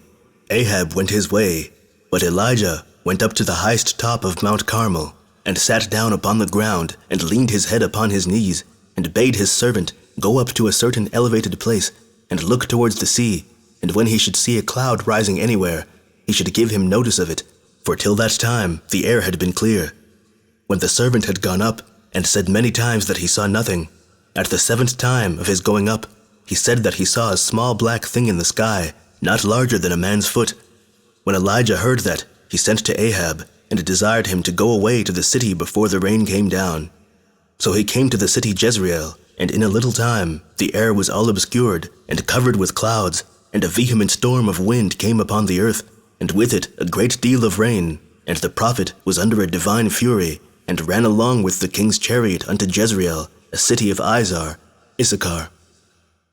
When Jezebel, the wife of Ahab, understood what signs Elijah had wrought, and how he had slain her prophets, she was angry, and sent messengers to him, and by them threatened to kill him, as he had destroyed her prophets. At this, Elijah was affrighted, and fled to the city called Beersheba, which is situate at the utmost limits of the country belonging to the tribe of Judah, towards the land of Edom, and there he left his servant, and went away into the desert. He prayed also that he might die, for that he was not better than his fathers, nor need he be very desirous to live, when they were dead. And he lay and slept under a certain tree, and when somebody awakened him, and he was risen up, he found food set by him, and water. So when he had eaten, and recovered his strength by that his food, he came to that mountain which is called Sinai, where it is related that Moses received his laws from God, and finding there a certain hollow cave, he entered into it, and continued to make his abode in it. But when a certain voice came to him, but from whence he knew not, and asked him why he was come thither, and had left the city, he said that because he had slain the prophets of the foreign gods, and had persuaded the people that he alone whom they had worshipped from the beginning was God, he was sought for by the king's wife to be punished for so doing. And when he had heard another voice, telling him that he should come out the next day into the open air, and should thereby know what he was to do, he came out of the cave the next day accordingly, when he both heard an earthquake, and saw the bright splendor of a fire, and after a silence made, a divine voice exhorted him not to be disturbed with the circumstances he was in, for that none of his enemies should have power over him. The voice also commanded him to return home, and to ordain Jehu, the son of Nimshi, to be king over their own multitude, and Hazael of Damascus to be over the Syrians, and Elisha of the city Abel to be a prophet in his stead, and that of the impious multitude some should be slain by Hazael, and others by Jehu. So Elijah, upon hearing this charge, returned into the land of the Hebrews, and when he found Elisha, the son of Shaphat, plowing, and certain others with him, driving 12 yoke of oxen, he came to him, and cast his own garment upon him, upon which Elisha began to prophesy presently, and leaving his oxen, he followed Elijah. And when he desired leave to salute his parents, Elijah gave him leave so to do, and when he had taken his leave of them, he followed him, and became the disciple and the servant of Elijah all the days of his life. And thus have I dispatched the affairs in which this prophet was concerned. Now there was one Naboth of the city Jezreel, who had a field adjoining to that of the king. The king would have persuaded him to sell him that his field, which lay so near to his own lands, at what price he pleased, that he might join them together and make them one farm. And if he would not accept of money for it, he gave him leave to choose any of his other fields in its stead. But Naboth said he would not do so, but would keep the possession of that land of his own, which he had by inheritance from his father. Upon this the king was grieved, as if he had received an injury, when he could not get another man's possession, and he would neither wash himself, nor take any food. And when Jezebel asked him what it was that troubled him, and why he would neither wash himself, nor eat either dinner or supper, he related to her the perverseness of Naboth, and how when he had made use of gentle words to him, and such as were beneath the royal authority, he had been affronted, and had not obtained what he desired. However, she persuaded him not to be cast down at this accident, but to leave off his grief, and to return to the usual care of his body, for that she would take care to have Naboth punished. And she immediately sent letters to the rulers of the Israelites, Jezreelites, in Ahab's name, and commanded them to fast and to assemble a congregation and to set Naboth at the head of them, because he was of an illustrious family, and to have 3 bold men ready to bear witness that he had blasphemed God and the king, and then to stone him and to slay him in that manner. Accordingly, when Naboth had been thus testified against, as the queen had written to them that he had blasphemed against God and Ahab the king, she desired him to take possession of Naboth's vineyard on free cost. So Ahab was glad at what had been done, and rose up immediately from the bed wherein he lay to go see Naboth's vineyard. But God had great indignation at it, and sent Elijah the prophet to the field of Naboth to speak to Ahab, and to say to him that he had slain the true owner of that field unjustly. And as soon as he came to him, and the king had said that he might do with him what he pleased, for he thought it a reproach to him to be thus caught in his sin, Elijah said that in that very place in which the dead body of Naboth was eaten by dogs, both his own blood and that of his wife's should be shed, and that all his family should perish, because he had been so insolently wicked, and had slain a citizen unjustly and contrary to the laws of his country. Hereupon Ahab began to be sorry for the things he had done, and to repent of them, and he put on sackcloth, and went barefoot, and would not touch any food. He also confessed his sins, and endeavored thus to appease God. But God said to the prophet that while Ahab was living, he would put off the punishment of his family, because he repented of those insolent crimes he had been guilty of, but that he would still fulfill his threatening under Ahab's son, which message the prophet delivered to the king. Chapter 14. How Hadad, king of Damascus and of Syria, made 2 expeditions against Ahab, and was beaten. When the affairs of Ahab were thus, at that very time, the son of Hadad, Ben-Hadad, who was king of the Syrians and of Damascus, got together an army out of all his country, and procured 32 kings beyond Euphrates to be his auxiliaries. So he made an expedition against Ahab. But because Ahab's army was not like that of Ben-Hadad, he did not set it in array to fight him, but having shut up everything that was in the country, in the strongest cities he had, he abode in Samaria himself, for the walls about it were very strong, and it appeared to be not easily to be taken in other respects also.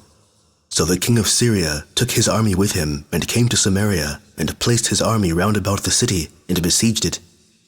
He also sent a herald to Ahab, and desired he would admit the ambassadors he would send him, by whom he would let him know his pleasure. So upon the king of Israel's permission for him to send, those ambassadors came, and by their king's command spake thus,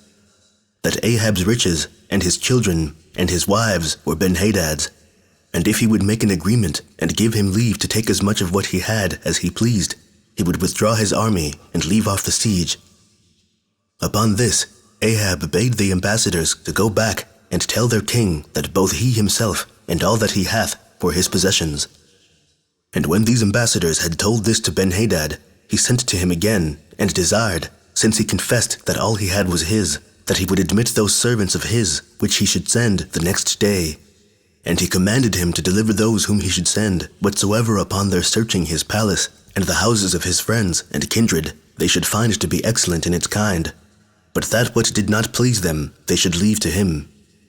At this second ambassage of the king of Syria, Ahab was surprised, and gathered together the multitude to a congregation, and told them that for himself he was ready for their safety and peace, to give up his own wives and children to the enemy, and to yield to him all his own possessions, for that was what the Syrian king required at his first embassage, but that now he desires to send his servants to search all their houses, and in them to leave nothing that is excellent in its kind, seeking an occasion of fighting against him, as knowing that I would not spare what is mine for your own sakes, but taking a handle from the disagreeable terms he offers concerning you to bring a war upon us. However, I will do what you shall resolve is fit to be done. But the multitude advised him to hearken to none of his proposals, but to despise him, and be in readiness to fight him. Accordingly, when he had given the ambassadors this answer to be reported, that he still continued in the mind to comply with what terms he had first desired, for the safety of the citizens, but as for his second desires, he cannot submit to them, he dismissed them. Now when Ben-Hadad heard this, he had indignation, and sent ambassadors to Ahab the third time, and threatened that his army would raise a bank higher than those walls, in confidence of whose strength he despised him, and that by only each man of his army taking a handful of earth, hereby making a show of the great number of his army, and aiming to affright him. Ahab answered that he ought not to vaunt himself when he had only put on his armor, but when he should have conquered his enemies in the battle. So the ambassadors came back, and found the king at supper with his 32 kings, and informed him of Ahab's answer, who then immediately gave orders for proceeding thus: to make lines around the city, and raise a bulwark, and to prosecute the siege all manner of ways. Now as this was doing, Ahab was in a great agony, and all his people with him, but he took courage, and was freed from his fears, upon a certain prophet coming to him, and saying to him that God had promised to subdue so many 10,000s of his enemies under him. And when he inquired by whose means the victory was to be obtained, he said, by the sons of the princes, but under thy conduct as their leader, by reason of their unskillfulness in war. Upon which he called for the sons of the princes, and found them to be 232 persons. So when he was informed that the king of Syria had betaken himself to feasting and repose, he opened the gates, and sent out the princes' sons. Now when the sentinels told Ben-Hadad of it, he sent some to meet them, and commanded them that if these men were come out for fighting, they should bind them, and bring them to him, and that if they came out peaceably, they should do the same. Now Ahab had another army ready within the walls, but the sons of the princes fell upon the outguard, and slew many of them, and pursued the rest of them to the camp. And when the king of Israel saw that these had the upper hand, he sent out all the rest of his army, which falling suddenly upon the Syrians, beat them, for they did not think they would have come out, on which account it was that they assaulted them when they were naked and drunk, insomuch as they left all their armor behind them when they fled out of the camp, and the king himself escaped with difficulty, by flying away on horseback.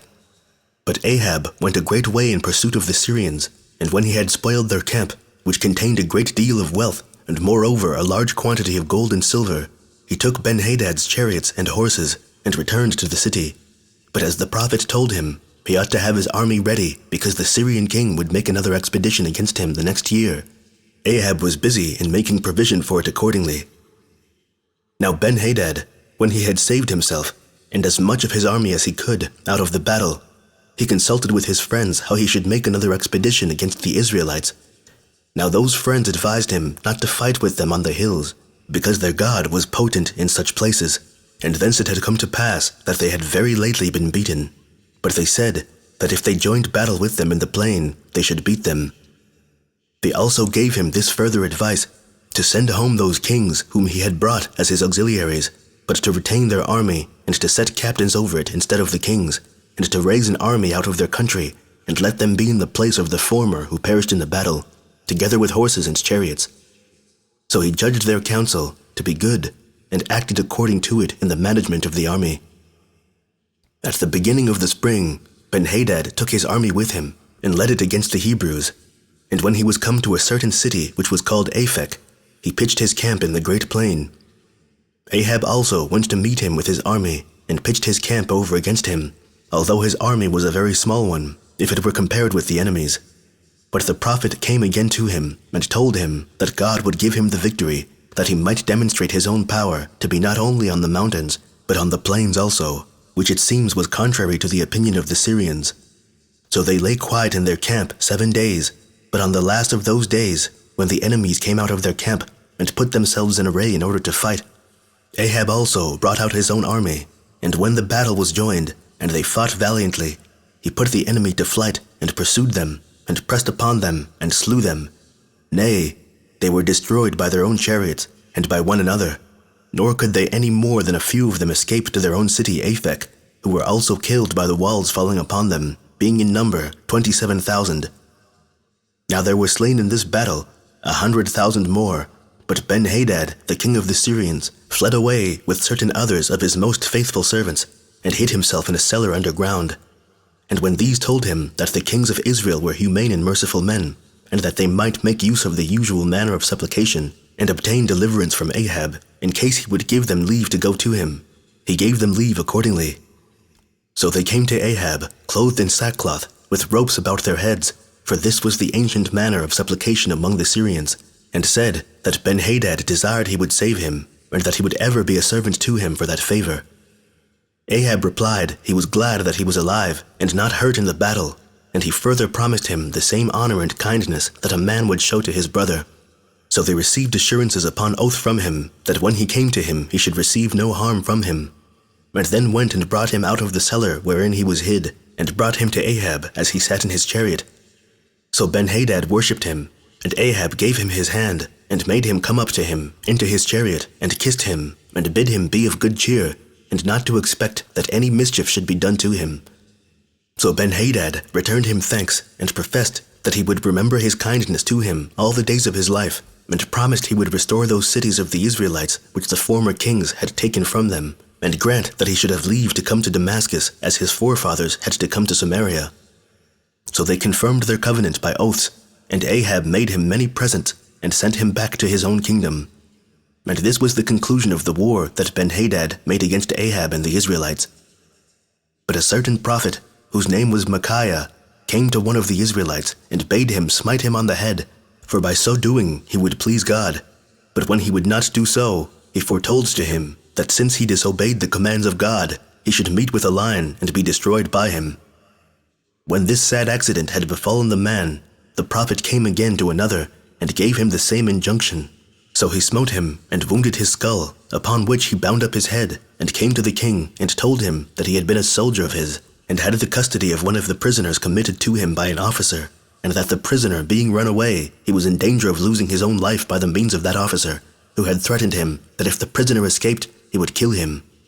And when Ahab had said that he would justly die, he took off the binding that was about his head, and was known by the king to be Micaiah the prophet, who made use of this artifice as a prelude to the following words. For he said that God would punish him who had suffered Ben-Hadad, a blasphemer against him, to escape punishment, and that he would so bring it about that he should die by the other's means, and his people by the other's army. Upon which Ahab was very angry at the prophet, and gave commandment that he should be put in prison, and there kept. But for himself he was in confusion at the words of Micaiah, and returned to his own house. Chapter 15. Concerning Jehoshaphat, the king of Jerusalem, and how Ahab made an expedition against the Syrians, and was assisted therein by Jehoshaphat, was himself overcome in the battle, and perished therein.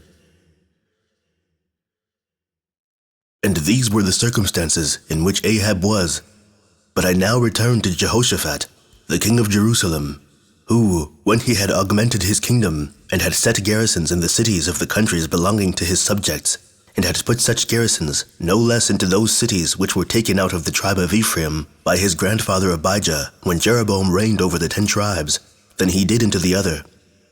But then he had God favorable and assisting to him, as being both righteous and religious, and seeking to do somewhat every day that should be agreeable and acceptable to God.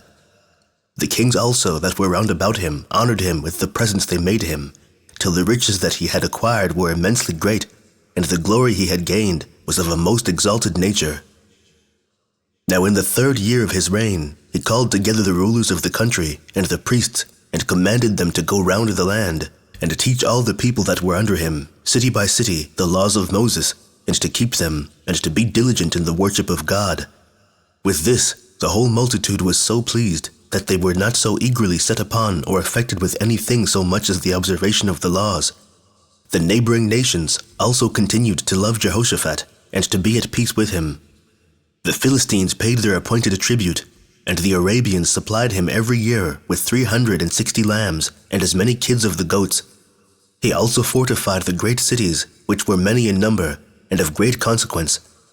He prepared also a mighty army of soldiers and weapons against their enemies. Now the army of men that bore their armor was 300,000 of the tribe of Judah, of whom Adnah was the chief, but John was chief of 200,000. The same man was chief of the tribe of Benjamin, and had 200,000 archers under him. There was another chief, whose name was Jehozabad, who had 180,000 armed men. This multitude was distributed to be ready for the king's service, besides those whom he sent to the best fortified cities. Jehoshaphat took for his son Jehoram to wife the daughter of Ahab, the king of the 10 tribes, whose name was Athaliah. And when after some time he went to Samaria, Ahab received him courteously, and treated the army that followed him in a splendid manner, with great plenty of corn and wine and of slain beasts, and desired that he would join with him in his war against the king of Syria, that he might recover from him the city Ramoth in Gilead. For though it had belonged to his father, yet had the king of Syria's father taken it away from him. And upon Jehoshaphat's promise to afford him his assistance, for indeed his army was not inferior to the other, and his sending for his army from Jerusalem to Samaria, the two kings went out of the city, and each of them sat on his own throne, and each gave their orders to their several armies. Now Jehoshaphat bade them call some of the prophets, if there were any there, and inquire of them concerning this expedition against the king of Syria, whether they would give them counsel to make that expedition at this time. For there was peace at that time between Ahab and the king of Syria, which had lasted 3 years from the time he had taken him captive till that day. So Ahab called his own prophets, being in number about 400, and bade them inquire of God whether he would grant him the victory if he made an expedition against Ben-Hadad, and enable him to overthrow that city, for whose sake it was that he was going to war. Now these prophets gave their counsel for making this expedition, and said that he would beat the king of Syria, and, as formerly, would reduce him under his power. But Jehoshaphat, understanding by their words that they were false prophets, asked Ahab whether there were not some other prophet, and he belonging to the true God, that we may have sure information concerning futurities. Hereupon Ahab said there was indeed such a one, but that he hated him, as having prophesied evil to him, and having foretold that he should be overcome and slain by the king of Syria, and that for this cause he had him now in prison, and that his name was Micaiah, the son of Imlah. But upon Jehoshaphat's desire that he might be produced, Ahab sent a eunuch, who brought Micaiah to him. Now the eunuch had informed him by the way that all the other prophets had foretold that the king should gain the victory, but he said that it was not lawful for him to lie against God, but that he must speak what he should say to him about the king, whatsoever it were. When he came to Ahab, and he had adjured him upon oath to speak the truth to him, he said that God had shown to him the Israelites running away, and pursued by the Syrians, and dispersed upon the mountains by them, as flocks of sheep are dispersed when their shepherd is slain. He said further that God signified to him that those Israelites should return in peace to their own home, and that he only should fall in the battle. When Micaiah had thus spoken, Ahab said to Jehoshaphat, I told thee a little while ago the disposition of the man with regard to me, and that he uses to prophesy evil to me. Upon which Micaiah replied that he ought to hear all, whatsoever it be that God foretells, and that in particular they were false prophets that encouraged him to make this war in hope of victory, whereas he must fight and be killed. Whereupon the king was in suspense with himself, but Zedekiah, one of those false prophets, came near and exhorted him not to hearken to Micaiah, for he did not at all speak truth, as a demonstration of which he instanced in what Elijah had said, who was a better prophet in foretelling futurities than Micaiah, for he foretold that the dogs should lick his blood in the city of Jezreel, in the field of Naboth, as they licked the blood of Naboth, who by his means was there stoned to death by the multitude, that therefore it was plain that this Micaiah was a liar, as contradicting a greater prophet than himself, and saying that he should be slain at 3 days' journey distance.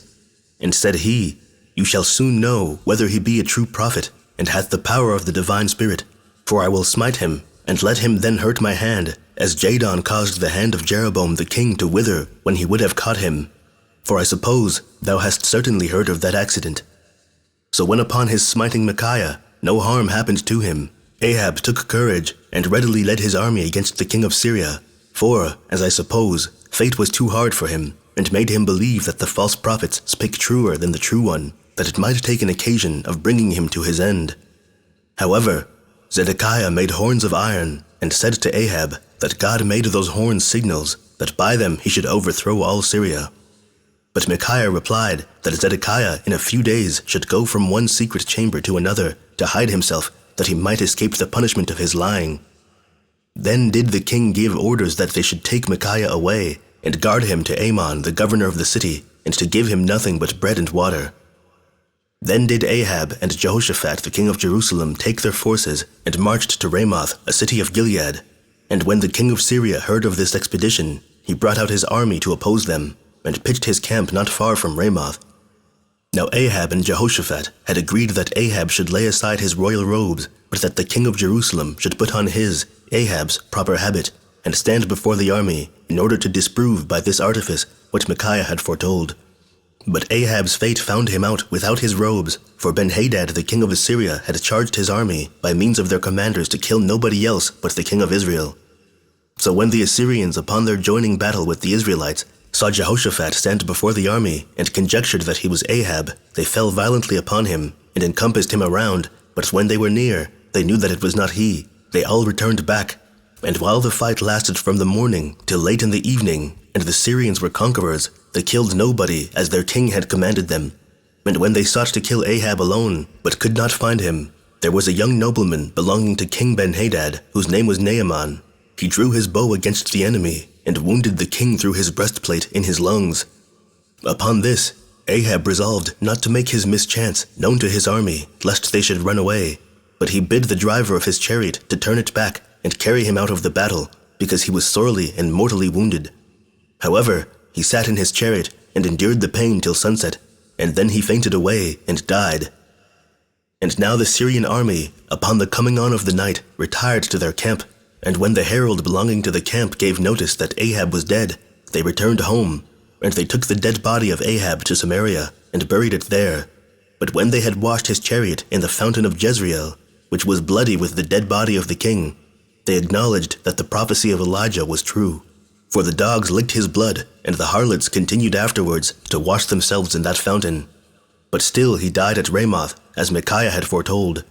And as what things were foretold should happen to Ahab by the two prophets came to pass, we ought thence to have high notions of God, and everywhere to honor and worship him, and never to suppose that what is pleasant and agreeable is worthy of belief before what is true, and to esteem nothing more advantageous than the gift of prophecy, and that foreknowledge of future events which is derived from it, since God shows men thereby what we ought to avoid.